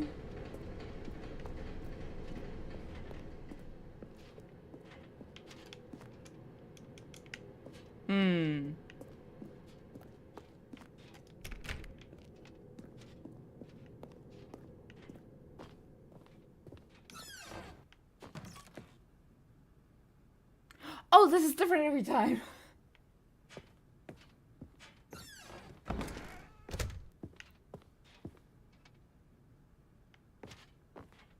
Stepping into his manager's office, Stanley was once again stunned to discover not an indication of any human life.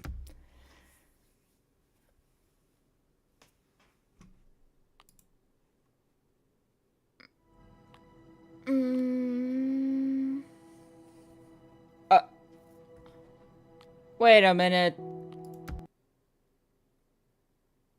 Huh?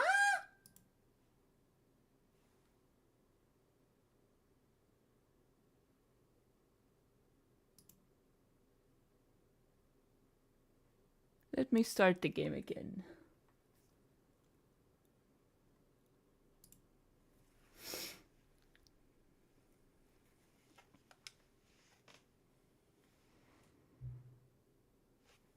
Okay. It is 11, 16. Hang on. What?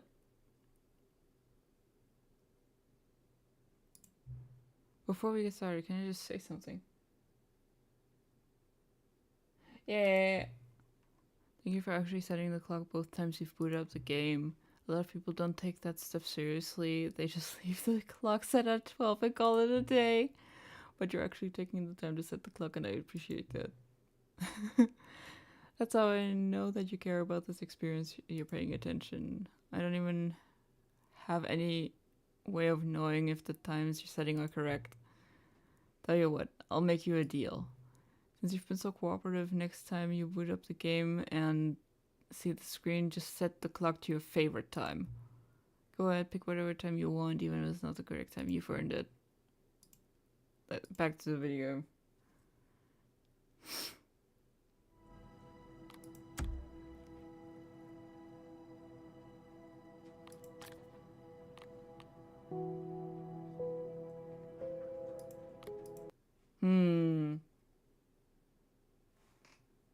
Now it is 11:17.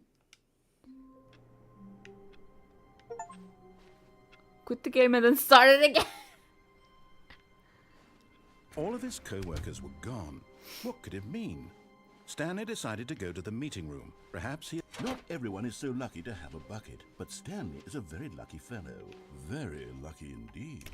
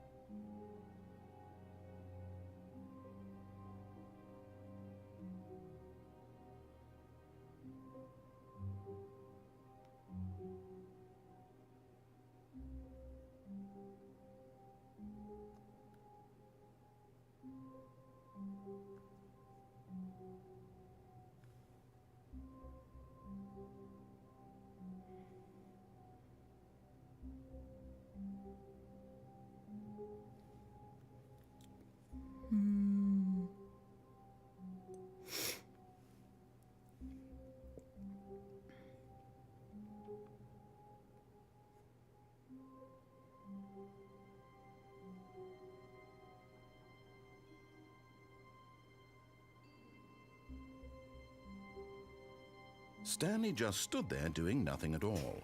He seems to think I have nothing better to do with my time than to sit around and describe every fascinating little detail of his inability to do anything. This is why Stanley and I are on such good terms.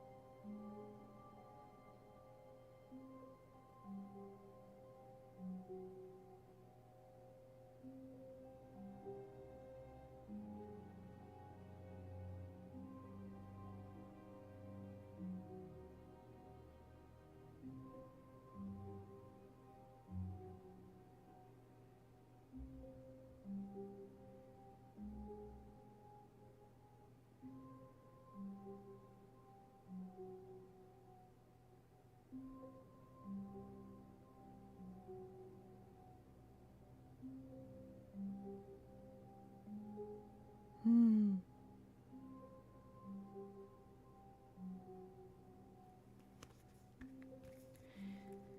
Hmm.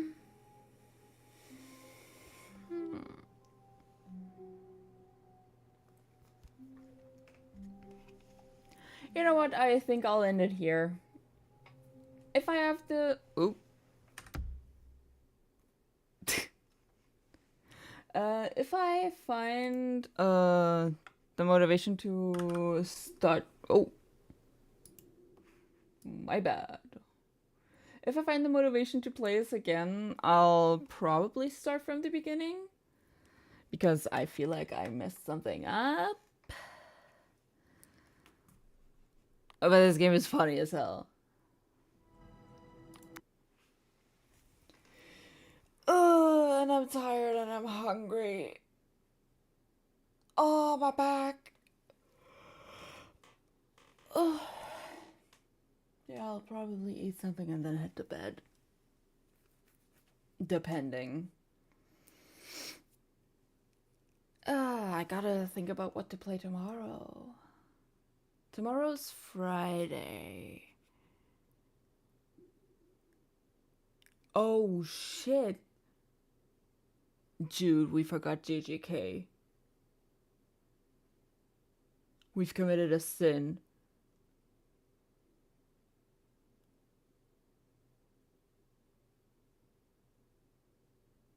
Oh my god, I didn't even realize it was Thursday.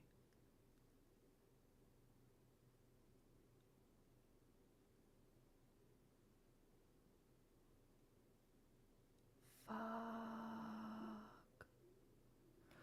Well.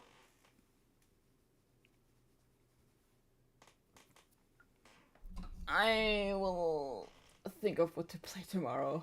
That will be as much of a surprise to you as it is to me.